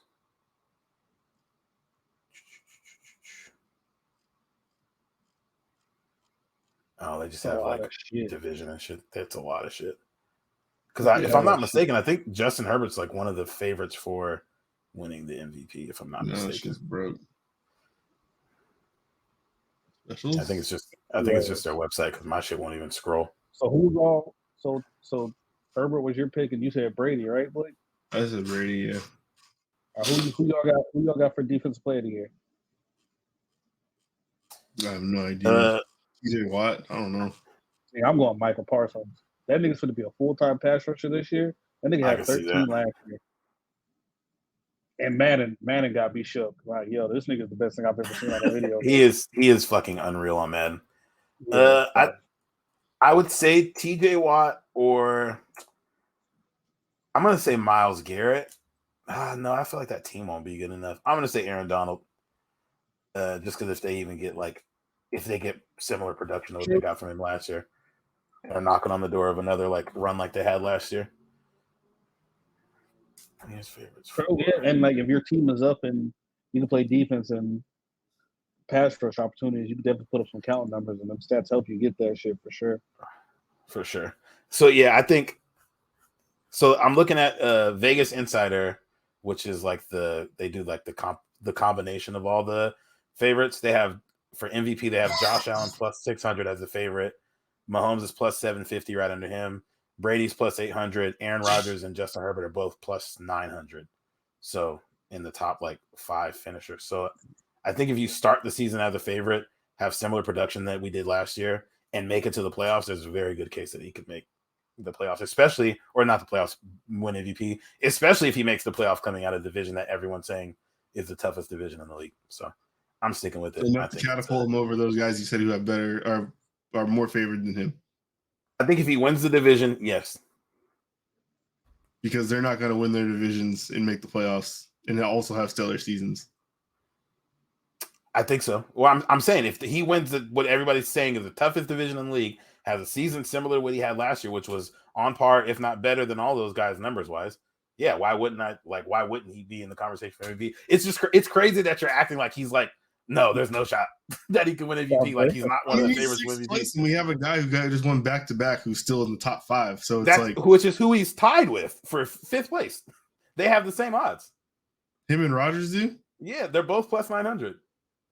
I thought you said it was Brady, Rodgers, and then Herbert. Well, yeah, Rodgers, they have listed above him, but they're both plus 900. So they're tied for whatever place they're in. All right. He's tied with the guy who lost his best receiving weapon. What?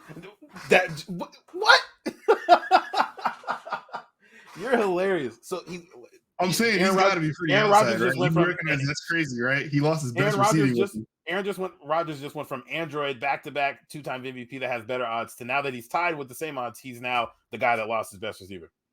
So now Aaron Rodgers will be considered. Look at what you said. How the improvements that the Chargers made.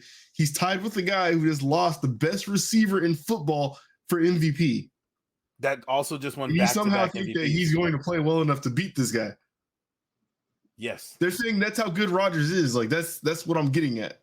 Yes, and they're saying they think Justin Herbert is just as good or has just as good of odds as the guy who just went back-to-back MVPs. Does not have the best receiver in football when he won it with him. Yes, sure. Has Allen Lazard is his number one. I can't tell if you just like to do the like go super hard on the opposite of Justin Herbert because I like him so much, or if you actually think I just think it's a great pick odds wise because it's gonna pay you a bunch. But if I had to think who was actually going to get that award, it would not be him. You would think it'd be Brady. Yeah. Just I feel like narrative wise, Brady played tremendous last year, but I think it's always the looming question of is he going to retire? Sending him out with that, if he plays the same way that he did last year, I feel like that's something the NFL would do. Got it. So a narrative thing, not a talent thing. It's all we said who's going to end up with it. Got it. Okay. Narrative would definitely help him out, but the nigga led the league in like touchdown passes and like yards last year too. Mm-hmm. That's facts. That's facts. This is gonna be the year Julio have 13 touchdowns. They get like 50 more yards. I forgot he's out there too. 13 tubs for Julio. Book it. A career high for Julio is what he's getting. Yeah. Look, he just break Randy Moss's record. He has like 24 touchdowns somehow. That'd be fucking insane. I would eat a shoe on the podcast. That'd be crazy. Come back. So we got to finish through these awards, man. So who was y'all? Did y'all all say a defense player of the year? You say Aaron Donald. Who'd you say, Blake? TJ Watt. Okay. What about what's the other one? Comeback player of the year. Who y'all got for comeback player of the year? Who is eligible? I didn't even think about that. It's gotta be like people who were like hurt last year. That's mine. Let's get it. You guys are both or going Mike ETN? Thomas. No, I'm putting Mike Thomas. Let's go. Okay. Well, he doesn't have a good quarterback, and nope, he's the lone target next to Jarvis Landry, so he's probably going to get forced the ball 180 times. I feel like the stats could be pretty good. I wonder if Baker would count as comeback player of the year. I'm saying Baker.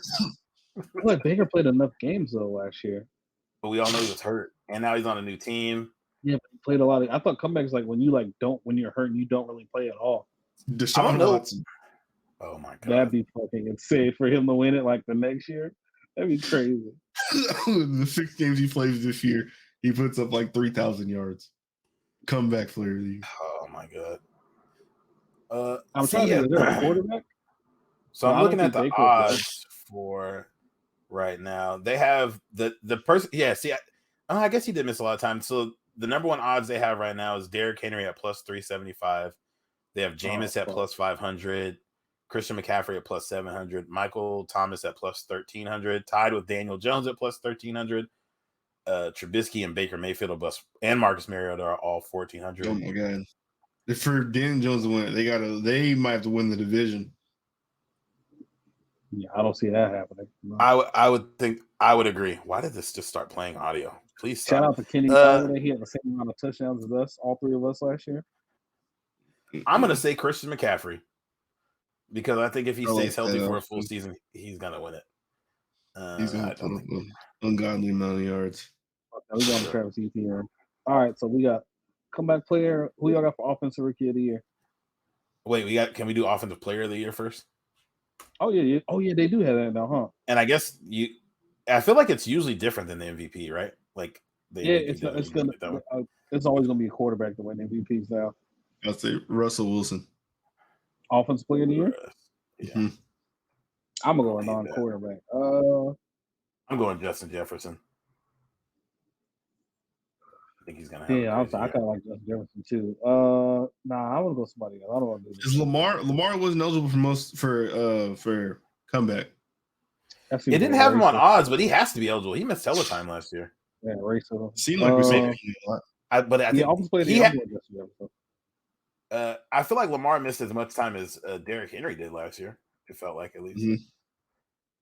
Mm-hmm. But I didn't see him on the odds. Well, they were 8-3 with Lamar healthy, so I think Lamar missed like the last 5-6 games or something like that. These rookie of the year ones be kind of hard, dude. But I guess we can try them. Yeah, I'll go Justin Jefferson. Offensive rookie of the year. Let me think. I am going to go. I'm trying to think of what running back.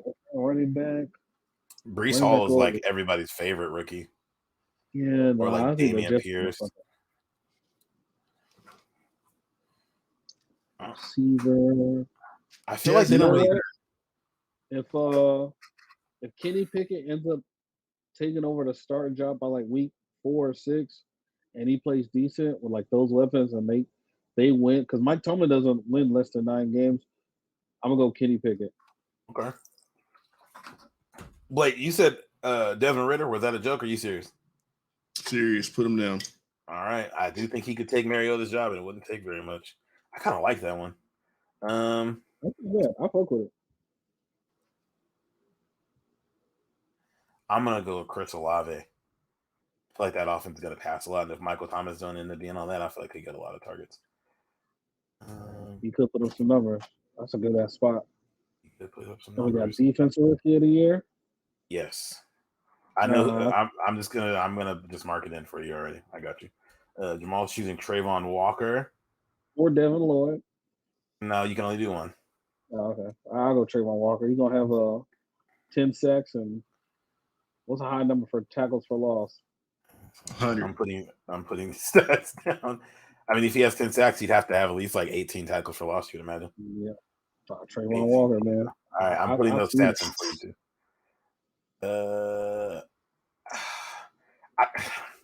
It's gonna be the nigga from the Ravens. That safety. Kyle Hamilton, yeah, that's a good one. I was kind of thinking of doing like Derek Stingley, but I feel like that defense is going to be too bad. So I was thinking Sauce. Will never get that shit unless you get hella picks. Because remember, like the best one, the most recent one that had the best chance to win it was Jalen. But remember, like Joey Bosa had like 13 sacks or something like that. Like it's hard to. Yeah, if you're not getting hella picks like that as a rookie, it's hard to get that award. Give me the sauce. I'm going with Kyle Hamilton. I like that one. I think they just cut Tony Jefferson, so he can. It's going to be Aiden Hutchinson. I didn't want to say it, but I feel like it would. That defense is going to stink, and he's still going to get it. Yeah, if he get a bunch of sacks, for sure. Like, the Awards definitely go to counting numbers, for sure. All right. Y'all want to run through these division winners real quick, or do you want to skip that and do? Oh, let's go division winners. Okay. Jamal, you can intro them while I type these in. Bet. All right, let's do. Can I just pick any division off? No, look at the thing that I'm typing. Start with the NFC North. Sorry. NFC North. All right, so that is the. That's Packers, like Chicago. The Browns. The Bears. Yeah. Green Bay. I think Green Bay's gonna have a top 3 defense this year, and they still got Aaron Rodgers and 2 good backs. And one of them receivers, like it's a numbers thing and Aaron Rodgers thing. Like one of them receivers is gonna be nice. I'm taking Minnesota to win that division this year. Kirk Cousins is never beating Aaron Rodgers for a division title. He don't got to beat Aaron Rodgers. He just got to beat everybody else. Okay. That's it. Who you got, Blake? Go Pack, go. Yeah, I was figured. thinking Tyrell All right. Smoker. I see you though. Hey, You man. different. Gotta be. You different. It wouldn't be crazy. It wouldn't be It would. crazy. It wouldn't. He just lost the best receiver in the league, like you just said. Like that defense We've could be seen him good. lose receivers, and that nigga still put up like 40 TDs and 6 picks. There's a good Alright. chance Devontae Adams will be straight ass on the Raiders. He'll be like, "What happened?" And they'll get cut, and they'll go back to Green Bay and just like he always looked. No, I think Devontae Adams is so filthy. I don't think he can be ass. Same So- here. Sounds like Justin I Herbert went thought goddamn the fast white dude they had out there too was dumb nice and was just going to produce when Jordy he went to the Nelson. Jordy Nelson was nice. Raiders. He's cold. But he also went to the Raiders when he was like 35. He was kind of old by the time. Well, he was old by the time he got there. Couldn't have been 35. I gotta look. All right, you guys. We go through the NFC South. You guys got Tampa Bay. I gotta go to Bucks. I feel like it's Bucks in a wash. Is there any? So you know what? I'll go Bucks, but I like second. I like Carolina to be sneaky for challenge for second in that division. Jordy Nelson was 33 years old when he went to Oakland, and that was his last year in the league. Not 35. Yeah, fuck you, Blake. I mean, he had a decent enough season. 63 catches, 730 yards, 3 touchdowns. I don't know who's the Derek Carter in the quarterback. I'm not. Hey, dare to be different. I'm choosing the Saints to win the NFC South. Nah, they gonna be fighting for a second with Carolina. The fact that you think Carolina, the fact that you think Carolina would be second is crazy. Man, I think so. Does that mean you think Baker Mayfield is really good? And you've never he's like, if he's like solid and he can play like how he's played before, or like with some of those weapons they got over there, I think they can be straight. And I kind of like some of the players on their defense. You do realize they were like a game out of the playoffs last year, right? Yeah, I'm not saying you guys. I said y'all gonna be challenging them for second. I'm not saying you guys gonna be. No, but they weren't a game away from us. So in order for them to be better, us, like Baker Mayfield has to be really good. I think he's gonna be hella better than Sam Darnold. And I think they're gonna have a healthy McCaffrey and DJ Moore. It's a very good quarterback to make that team into like a potential 10-game winner. Okay, hey, I'm just telling you my fucking prediction, but I just want you to lay the logic out and realize like what you're saying that means. I think with better quarterback play, because can we all agree that Baker Mayfield is better than Sam Darnold? Clearly. Every other year. They're best. Yeah, this is true. So he sucked last year, so this will be the year he's good. That's my logic. Bro, they won 5 games last year and ended the season on a 7-game losing decent quarterback play. And McCaffrey healthy, if he's healthy, that's 2 wins.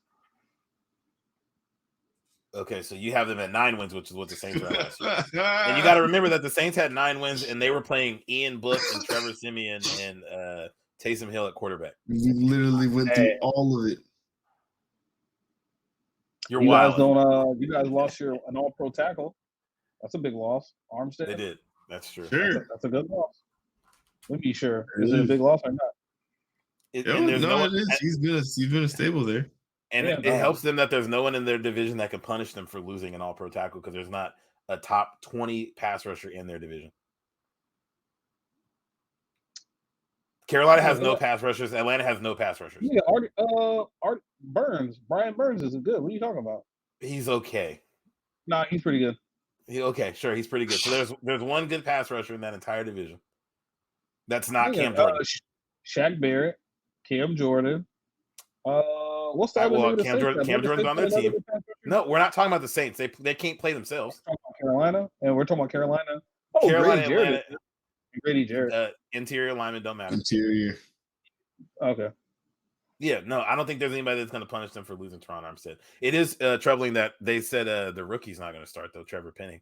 And I did want him coming out to draft, and I'm glad we dodged that bullet. Jesus Christ. You got fucking anger issues. You got to relax. He really does. I'll move us to the NFC East. I got the Eagles winning that one. And kind of comfortably, honestly. Yeah, I got the Eagles winning that division, too. I think they'll be straight. I'm expecting Jalen Hurts to take a little be better. The Cowboys are so confusing to me as to like they just did nothing this They're offseason. confusing as fuck. The Cowboys winning that one in a boat race. Oh shit. I guess I don't see it. They just I got the Eagles. the lack of I trust aggression their for like, defense. and they added weapons on the offense. They added AJ Brown to Devontae Smith. Dallas Goedert coming into his own. I think the Giants are better than the Commanders this year. That's another one of my things. Wow, that would be surprising to me.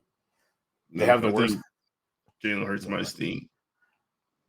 I like them adding AJ Brown. I like everything the Eagles did, but I think it's just going to be one of those things where they look at what they have and it's like, God damn it, it wasn't the lack of talent. I agree with Jalen you, but Hurts I just also I mean, if he just keeps getting better and improving, like he's gotten better like every year, like from like college as like a passer, like he can definitely do it and get better. it's just the So you fact don't that think Dallas he- did nothing. Yeah. He just Dallas looked really bad in the playoff game. Yeah, he did. I don't think But he it can was be a a good top team. 15 quarterback. So that's why I'm saying I don't think that he's enough. He could be a top what? I don't think he'd be a top 15 quarterback. So that's why I'm saying I don't think he's enough. Okay, I think he can, especially with like the running ability too. I don't think it's that hard to be a top half quarterback. I think he can do it. Blake, do you think he's better than Baker?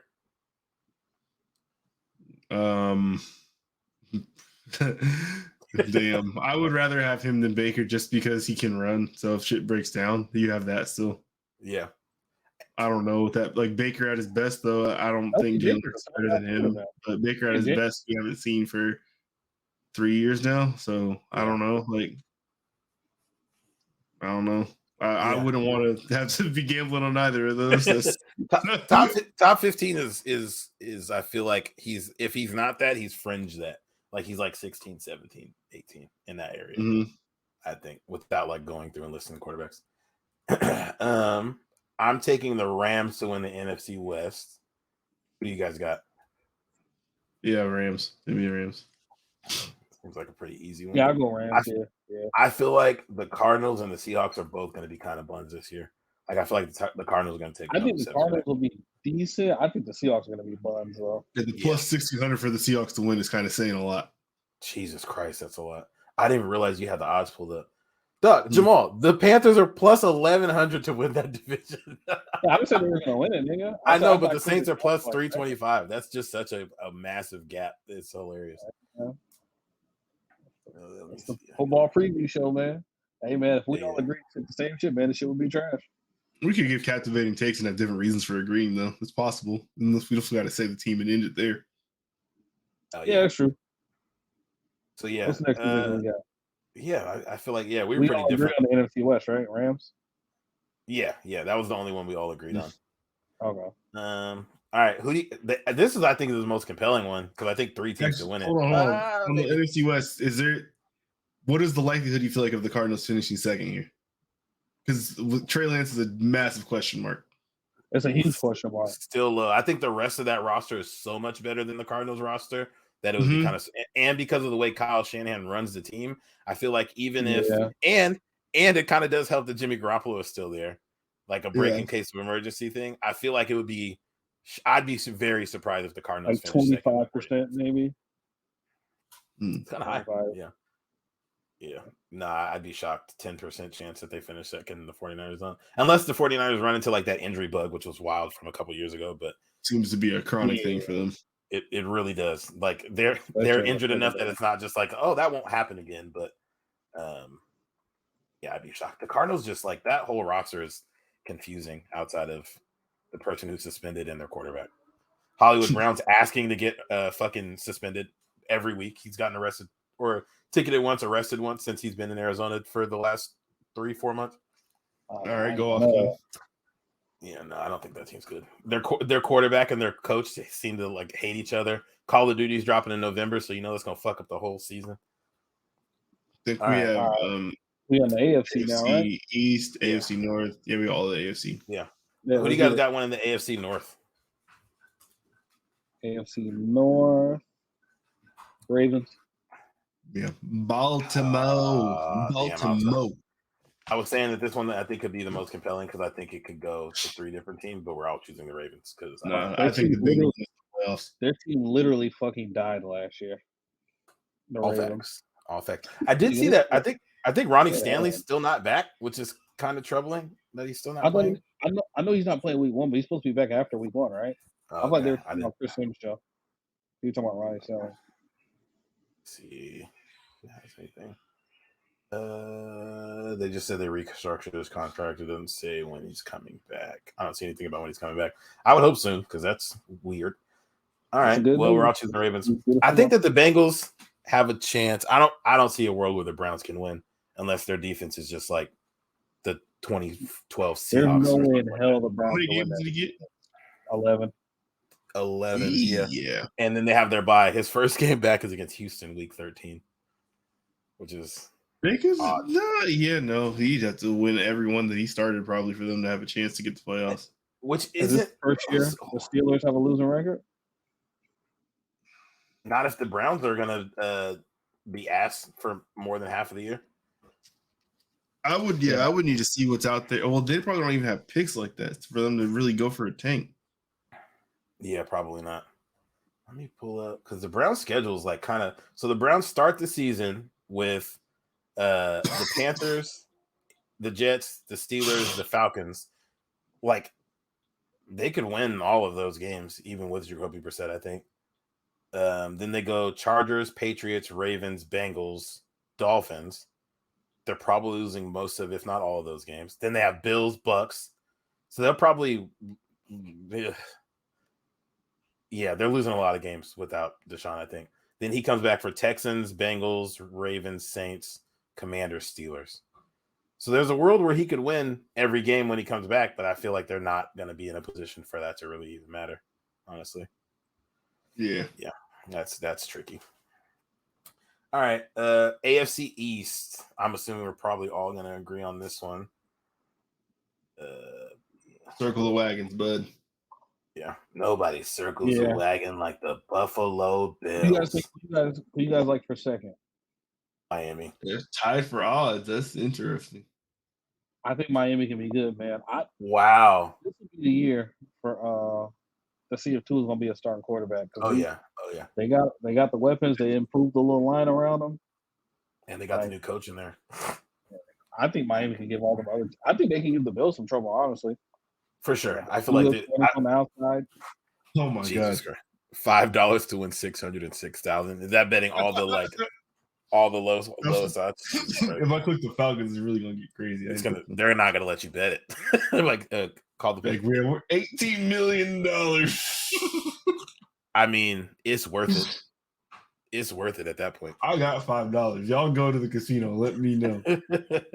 That's absurd. That's just blowing money. Oh, we're in the billions now. I don't think they would even pay this, would they? No, I think they would. They would absolutely stop you from doing this. Yeah, they would kill you. You just own MGM. $1 million off the $5 bet. Nah, they offer you some kind of position or some kind of job for sure. Where's the job? I wouldn't want the job. I got $14 billion. Don't offer me a job. Yeah, that's true. Look at how much further ahead y'all are for winning the division than the Texans. That seems a little crazy to be honest. That's our next division. So speaking of, who do you guys have winning the AFC South? The Colts. Titans are looking the Titans they won the AFC last year though, and they lost AJ Brown. Smelly. They just lost. Was it Harold Landry that just tore his ACL? I think. Yeah. Derrick Henry has been used and abused. Came back last year. Showed himself. And I think Ryan Tannehill's mind is literally broken. So I'd have to go Colts too. Yeah. You know what? Hot take. I don't even know if this is a hot take. I don't think what's my man's name? I don't think Matt Ryan's going to be that much of an upgrade over Carson Wentz, because Carson Wentz really wasn't too bad last year. He just shit the bed the last 2 weeks of the season. So I think that's everybody's going off your last memory of him, and it's him. I think that's kind of shit though, is where the difference will be made up. Like even if Matt Ryan has the same stats, I don't think he'll do some of the stupid shit that Carson Wentz was doing. Like Carson Wentz do some stupid shit, throwing picks at the 1 yard line because he just tried to throw the ball away, shit like that. Like Carson, yeah. Cardiac Carson. Nah, I got the Colts winning the division. Okay.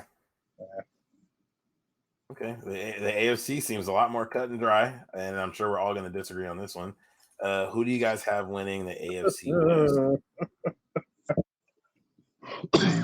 No, Blake, you're Tyrod, going with the Chiefs. No, let's ride.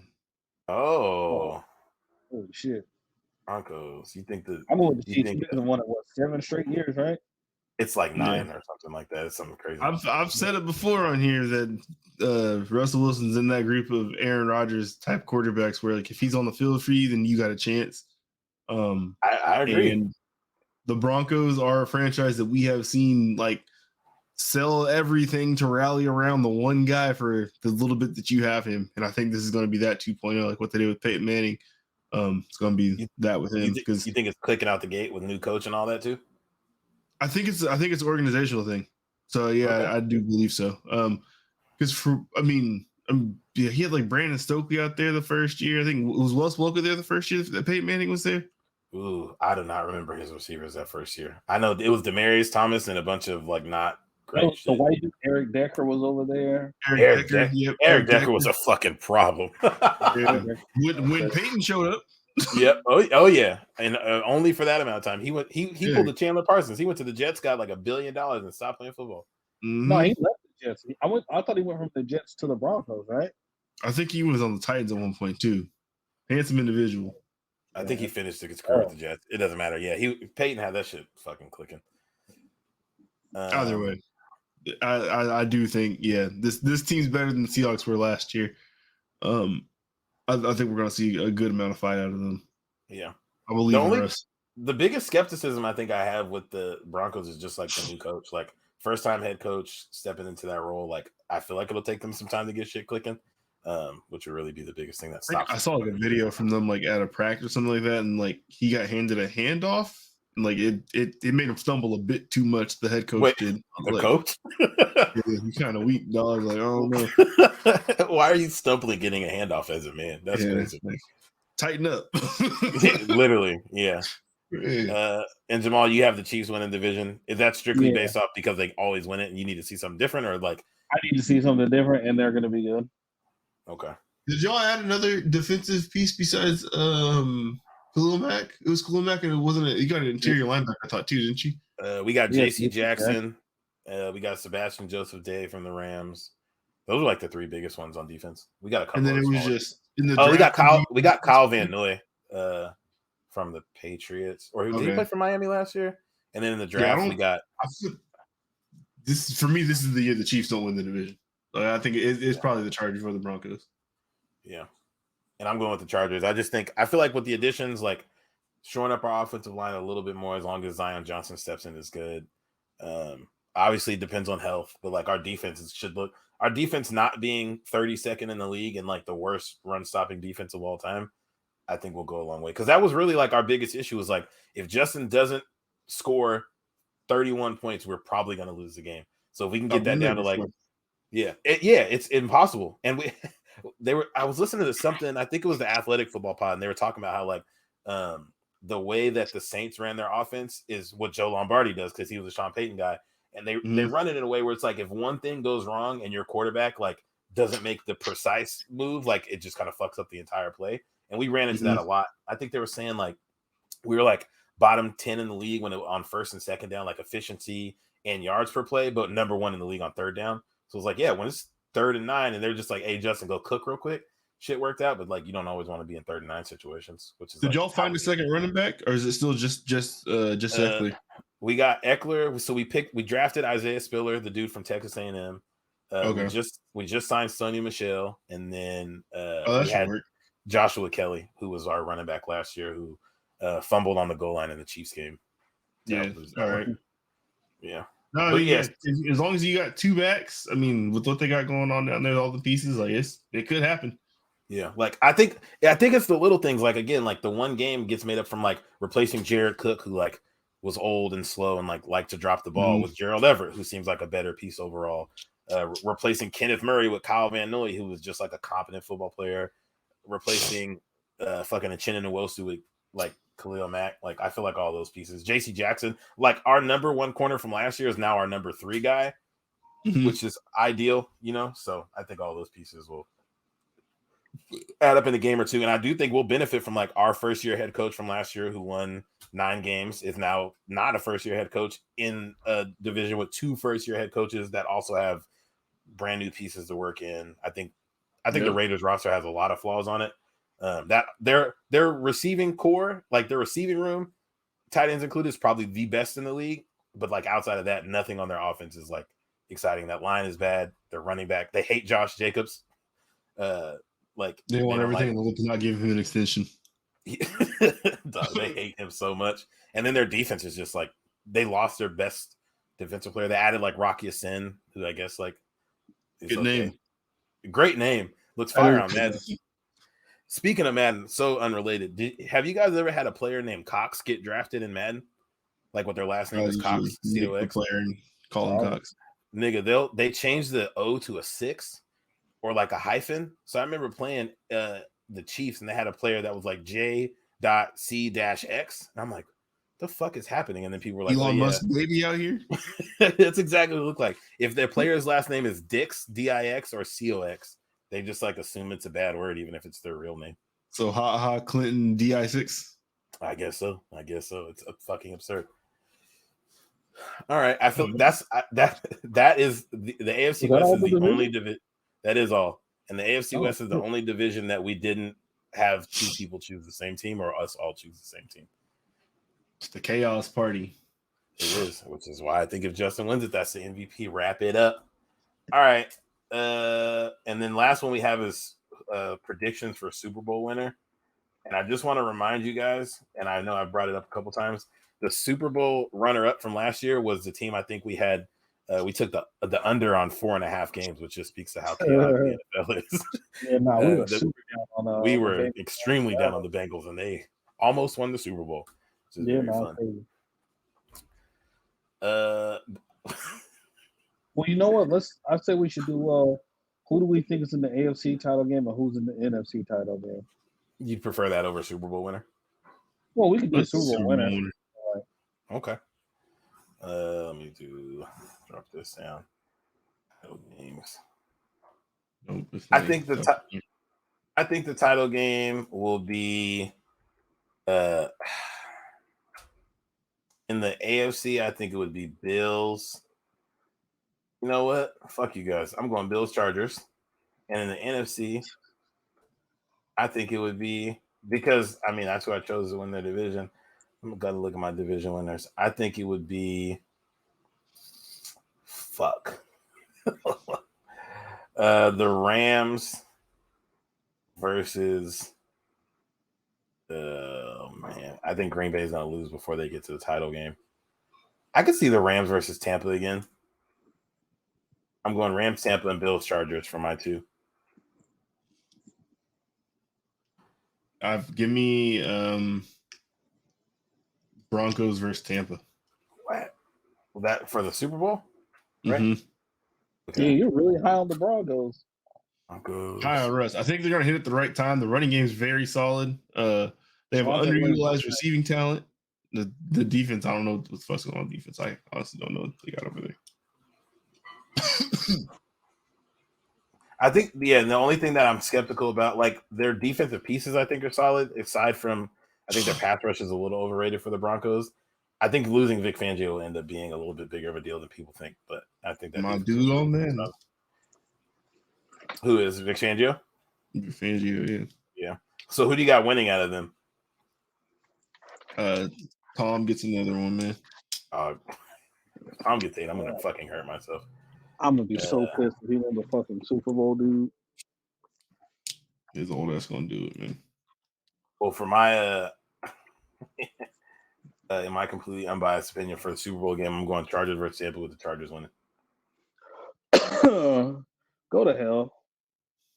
Blake, who do you have those teams beating in the for your title game? You got Broncos who? Broncos rematch the Rams, get past them. Tampa rematches the Rams, get past them. Broncos, Ravens.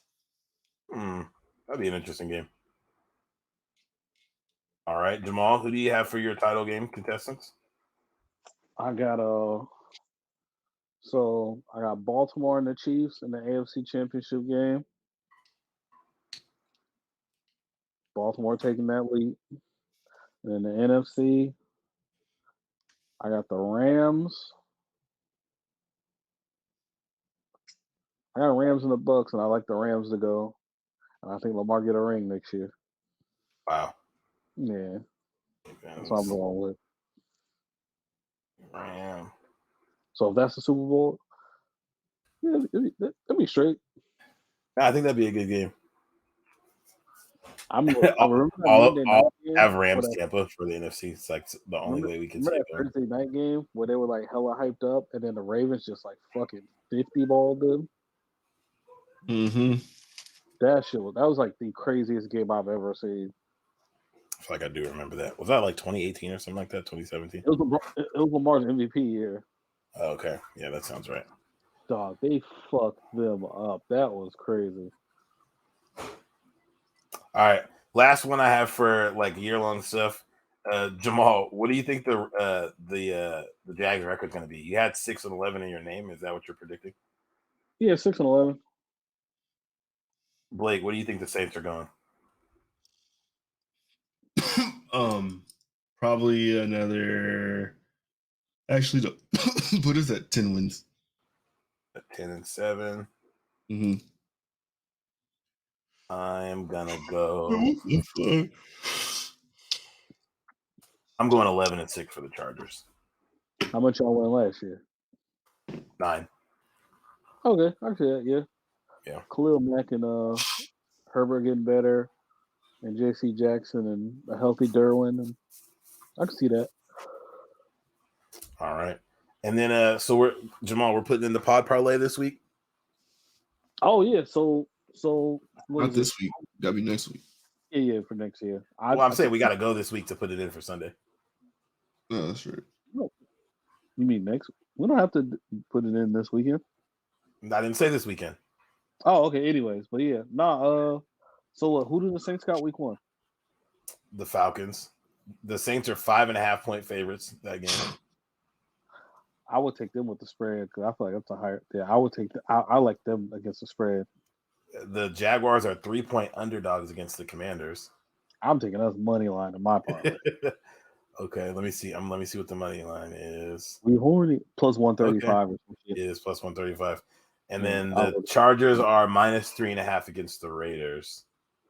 I think that's going to be a tough game, but I do like you guys to edge it out because division games are always tricky. Well, how do you want to play that? I think I'm going the spread minus 3.5 because it's minus 110 versus minus 180. Yeah, I would take Chargers to spread. So if we put 50 on that and the Saints win by 5.5, the Chargers win by 3.5, and the Jags win straight up, that's 50 to win 428 on mine, which is going to be different when we go, since you have to just select a random state since we don't have online gambling here. It's always pretty close. I just always do yeah. Arizona because it's the first one. Yeah. Right there. Okay. Yeah, I like the odds for that, honestly. I wonder if I did all money line, how that would look instead. It's going to be ass. Because the Chargers are. Yeah, and the Saints are big favorites. Yeah, the Saints got to be big favorites. 50 to win 261. Yeah. Okay. I like that. Do you have any other hot bets you're looking to put in week 1, Jamal? Nah, man. I know it feels games good. You're feeling real good about? Man, no. Actually, let me open up the app back on my phone. Like the Ravens are 7-point favorites over the Jets, who are going to end up starting Joe Flacco. Yeah, dude, they're gonna fuck them in the ass. I feel like, good they're about to get bust open. It's about to be easy. I feel pretty good about the Rams winning week 1, honestly. I don't know about that one, honestly. It might not be one I put money on, but I feel decent about it. Let me see. Miami's 3-point favorites over New England in Miami. I like that. I like Miami. Yeah. Carolina's 2.5-point favorites over Cleveland in Carolina. The Eagles are 4-point favorites over the Lions in Detroit. Yes, I like that. I think yeah. Yeah, that's hard knocks got people a little feeling the line a little too much. Which is funny because typically after Hard Knocks, I'm like, damn, this team is good. This is one of the few Hard Knocks I watch. I'm like, yeah, they're gonna be asses here. They don't look good. There was no like, oh man, like Amon-Ra St. Brown had some nasty shit going on. Like DeAndre Swift looks like he's gonna be good. That's kind of all I got. Penei Sewell's probably gonna be good again. Oh yeah, no, they're not gonna be straight, but that Ooh. defense and I don't. No, Jared Goff isn't bad, but it's He's bad not. defense. Well, he is bad, but he's not that bad, you know. Yeah, Green Bay's only 1.5-point favorites in Minnesota. I saw that. I didn't get that. How was that? Because people think Minnesota is a better overall roster. Well, I won't even say roster. Their offense, I think, is better. Not so much their roster because Green Bay's defense is a factor. Dude, That's I think a close. Green Bay's gonna have a top 3 defense this year, bro. Very likely. Defense is so unpredictable, but yeah, they don't really have many weak spots on their defense, especially again Zaire. And they drafted the 2 niggas from Georgia for like the linebacker D line, so I feel like them niggas are automatically gonna be good. The Bucks are also 1.5-point favorites over the Cowboys, which I think the Bucks are gonna. They might put them over their knee one time. Dallas be looking hella good, but sometimes they be looking like ass. That's football. I feel like you Dallas. said about that's football, and that's definitely Dallas. That's true. I have went back and forth on this all off season. I feel like I finally decided. I really thought about taking Seattle to cover the 6.5 for Russ's return game, and watching Geno Smith and Drew Lock in the preseason both look absolutely abysmal against anybody they played. The Broncos are probably going to blow them out week 1. I hope so. That offense looks fucking awful. Like, if you're in a fantasy league, you don't touch DK Metcalf, don't touch none of them running backs, don't touch Tyler Lockett. Garbage time yards, though. There will probably be a lot of garbage time yards. That's the one thing, is they'll probably have to throw the ball a whole lot. Oh, yeah. As a nigga that used to draft Matt Ryan in fantasy all the time, that nigga's the king of garbage. But he's good at football, though. That's which is helpful. Yeah, but like Matt Ryan will have 136 yards going into the fourth. Into the fourth. Ended with like 370 something and 2 garbage TDs, and they still lost by 30. Yeah. But man, I'm sure we'll talk some bets and stuff we like tomorrow. Since we got the Rich Man Fantasy Football League hosted by Tyrell. Okay. Aren't you in another league that has a higher buy-in than mine? Nope, not anymore. That league got okay. Yeah. Why they get disbanded? Why you disband the league? Nah, the homie's brother. It just kind of fell apart. Oh, okay, got it. Yeah. I think people they weren't trying to pay the $250 and shit. So whatever. $250 is a lot for how random it is. I'd feel a lot better putting $250 on like who I think is going to win divisions and shit versus $250 on fantasy. I think $150 is the highest I'll ever go. You said next year, like, hey guys, it's $200. I don't win fantasy football enough to want to pay $200. I'm just telling you, you're going to say something different next year. It's only if I win, I probably will. I'll say $250 if I win this year. Right. But that's what I got friends for. I expect my friends to say you're fucking wild. I'm out at $250. Yeah, Blake's the richest man I know, and he's saying no. I'm definitely not. Yeah. Blake goes see us in there, and he's gonna hit us at $652. Hey man, you also got that one spot. I don't know. I want to quit playing fantasy every year because it's stupid. I agree. You just want to quit that dynasty league you in. That dynasty league sounds like you're in hell. I should pull that up. Honestly, the best thing about fantasy football is like the drafting process and like kick it with the homie, you talk shit about your draft. The actual season part of fantasy football is fucking cheeks. The one season, I think it was 2017 was the year I didn't do any fantasy leagues. I had such a good time, like not having to worry about like anything other than the Chargers on any given day. It was great. My fantasy football. I love this. And worrying about the Chargers is enough. Oh damn, y'all got a whole ass official website. God damn. Yeah, it just moves over every single year. Hold on. Let me pull you all back up so I can see you. Oh my god, yeah, this is my team. It hurts to live. All right. So Blake, how does the dynasty work exactly? Because I've never been in one. I know loosely how it works, but how does the dynasty fantasy league actually work? You drop players and shut up, Jamal. My bad. So the thing starts off with you draft like a whole fucking pool of players, right? So when the league starts, you're drafting everybody. You're drafting like free agents and rookies that are coming in at the same time. But then after that, you have every offseason you have a rookie draft. Your roster is limited how many people you can keep, but we have picks, and the draft is like let me see. We just had our draft. How many rounds is this? It's 4 rounds. You can trade your picks and shit. But this is how you get rookies to your team. So the rest of your roster you keep, but you only have a certain amount of people. And then rookies come in every single year. We get to draft taxi squad players, we call them. I don't know if you guys had in yours, Jamal. What's it called? Taxi squad, like if a player's coming out, let's say next year, I could draft him this year, and the commissioner just writes that down, and then when he becomes eligible, he's on my team next year or whatever.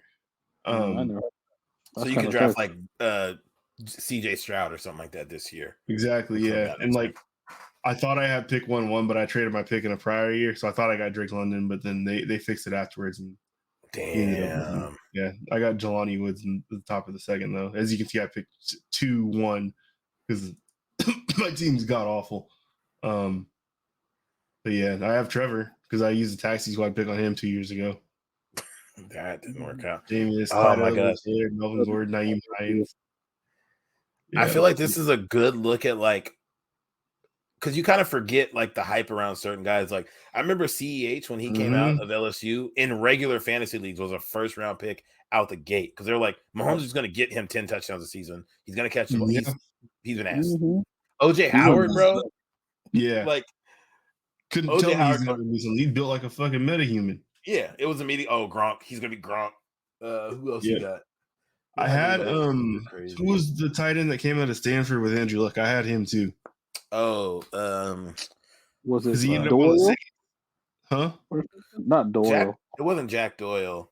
I know who you're talking about. I just can't think of the name. What's his Either name? way, because he ended up on the Saints, and I thought, okay, Drew Brees throwing to him, the production's might pick up a little bit. We always use tight ends a bunch. And he's still shitty. Yeah. Yeah, I don't got nothing, dude. I got De'Ami Brown because fucking Chris Sims sold me on him. Did you draft Olamide Zacchaeus after he fucked the Saints up last year? I had him the week before he did it. You played him that week, or like did you play him that week? That's yeah, funny. I played him. Yeah. And wait, so do you also have to choose your lineup like we choose ours, right? Like it's not all of these people playing. You're still playing like So we get 1 quarterback, 2 running backs, 3 wide receivers, 1 tight end. But then this is probably the most interesting part. You have to play a D lineman, a linebacker, and a DB. Interesting. Oh yeah. He's been really good. Wait, who's the linebacker? I can't see that one. The last one. Bobby Wagner. That's been my go-to. Hey, I'm sorry that you got Kenneth Murray, my boy. It doesn't play how you think it does. Like, I mean, I don't remember why I got him, but these guys will get a bunch of points, and you'd be like, man, what the fuck happened? Oh, well, as somebody who has to watch that bitch play every week, I hate him. Yeah, I hear you. And now he's hurt. So. Yeah, Justin Tucker. Yay. Hey, that's always smart. Yeah, the best kicker. Him and the nigga that kicked for the damn Chiefs. Yeah, that sounds stressful. You make one wrong trade and then fuck up a whole half decade for you or some shit. No, I did that. So when this thing started out, I had drafted Christian McCaffrey and I traded him before he played a game. Yeah, so I didn't get any of the good years. Do you remember who you traded him for? No, but let's see. I can probably please piss me go off. back. Where's the trade? Hilarious. It should look like the USPS. It low key does, which is hilarious. Oh my god! Oh no! Can I just say last 1,000, maybe 10,000 days? 10,000 days, a lot of days. Oh shit! Somebody dropped Sam Acho. Jesus Christ! Yeah, it would have been 2016, right? No, these are goddamn. Hold on, what the fuck? This isn't. Oh, something happened. Acquired Tyreek Hill. So maybe it's the next year. I don't know what year I came in here. Cowboys suck dick is a wild ass team name. They're aggressive. Yeah, let's see. I'm gonna see some of the team names. Let me see. Okay, I don't know how Christian McCaffrey was drafted. He was drafted 2017, so it would have been that next year. Cowboys okay. Oh yeah, I really want to know. Don't mind. I'm all bad. Here. Last. Cowboys suck dick. His name has been that the whole time too. Jake Butt. Hold on. Goddamn. Dog, that's funny as fuck. Big calf. How do you spell his name? MCCAF. Hold on. MCCAF. FER. Yeah. MCCAFFERY. No, it's not this one either. It's just 2018. Yeah, so I guess it would have been the 20. He got drafted 2017, so you would have drafted him and traded him then, right? Oh, okay. But was I? Oh, I was in the 2016. That's why. Okay. Yeah, and it just looks exactly the same. Yeah. In Dynasty, like 2 years ago, I traded Odell for I traded Allen actually. It's hilarious. I traded him Odell for the Steelers running back. Oh my god, I'm gonna be fucking sick. Oh, Blake, dog, bro. I traded Christian McCaffrey and Mike Evans for Jameis Winston, Melvin Gordon, and Alshon Jeffrey. Oh fuck! Holy shit! I mean, at least two of those guys are still on your team. And Melvin Gordon used to be a good fantasy, so he would get hurt. He had one good fantasy year. Wait, Sunday, September 24th, 2017. You played a couple games with McCaffrey, and you're like, I've seen enough. I don't think I did. Oh, okay. September? That might have been one game. At least one game, because they start the season like September 9th, 10th every year. Wow. Yep, he played 2 games for you. 13 attempts for 47 yards. Yeah, he didn't do shit. 7.5. Damn. That's crazy. My god! Immediately got to work afterwards. That hurts. That fucking hurts. Oh, you also picked up TJ Ward, known cancer hater. No cancer. The week one bye because what happened here? I remember this. They had to adjust that season. I think they were supposed to play y'all, and there was like, or they were supposed to play Miami, and there was like a storm, bad weather. Yeah, okay, both teams couldn't play. Man. But like I was saying, I feel like the coolest thing about a dynasty, lets you like see back in history. Like, because at one point, I can't really 230 balls out of him. Yeah, no, Melvin Gordon definitely had some. He had some games. And 2018 was the year that, or 2017. Is that the year he didn't score any touchdowns? No, that was the year before. Okay. Yeah, that's a good rookie. Yeah, and I think he had like 998 yards or something that year. He was receiving it. He never did shit. Oh no, he had a good year this year. Good he was after this, he fell the fuck off or something. I think. Wow. Yeah, even last year was not bad. Almost 1,000 and 8 TDs. I definitely fucked up though. Melvin Gordon also. That's crazy. Wow. Yeah. Could happen to the best of us. And it could. It fucking could. I traded I traded Odell Beckham for James Conner. That's just hilarious. Yeah, one pick can really fuck up a half decade. How many more games would you have won if you had Christian McCaffrey for the last 4 years instead of? I don't know, but I've been basically donating to charity because I don't have him. Yeah, that hurts. I'm sorry. Yeah. I think I finished 500 one year in there without him. So imagine if I had him, like. Yeah, you probably would have won the league. Some of those good years, he's like guaranteed like 25 plus. They said it today. They said if you take out the game where he gets like hurt early, last year even he averaged like 27 points a game. Like he's almost 30 points a game in fantasy every year. It's absurd. Yeah. So PPR too, which that is. Which is why I'm praying that he falls to the number 4 pick this year and then has a fully healthy season. He's there at 3. I'm taking him probably. You don't have 3. Oh yeah, I got 5. You have 5. He's not getting to 5, Daddy. Kyler Murray might be off the board after the first pick. I've seen it happen. Oh yeah, the nigga on PlayStation took him number 1 overall. Yep. He's a Cardinals fan, but still. So. God damn it! I hate people. Yeah, Jamal, when you showed us that somebody took Najee Harris 2 overall, I was like, yeah, that. I feel like that same dude the year before had a really bad draft too. Talk about donating to charity. Mm-mm. Hey man, well, I'm ready for the season to start. Man, I can't wait for next Thursday. Oh, Tyro, are we watching FSU and LSU Sunday? Is it Sunday or Saturday? I thought it was Sunday. Let me see, because if it's Saturday, I'm about to put some ribs and some Ooh, never mind. LSU FSU game. Yeah, what is it? Sunday? I work tomorrow. We're about to dog walk you. Wait, what time are you off tomorrow? It is Sunday at 4. I don't know. Yeah, yeah. If you're late for the draft, we're skipping your pick. Oh, no, I'm not gonna be off that late. I won't be off later than 6. Okay. I'll probably be Yeah, it is Sunday at 4:30. Yeah, we'll see. I should be able to make some things shake. Are you sure you want to watch that game with me? Yeah, I watch it. Yeah, I don't fucking care, dude. Okay. Noted. But if we win it, and I'm talking shit. But if we lose, I'm just like, I don't give a fuck. You hear the war chant in your living room, they win. I'm clipping this.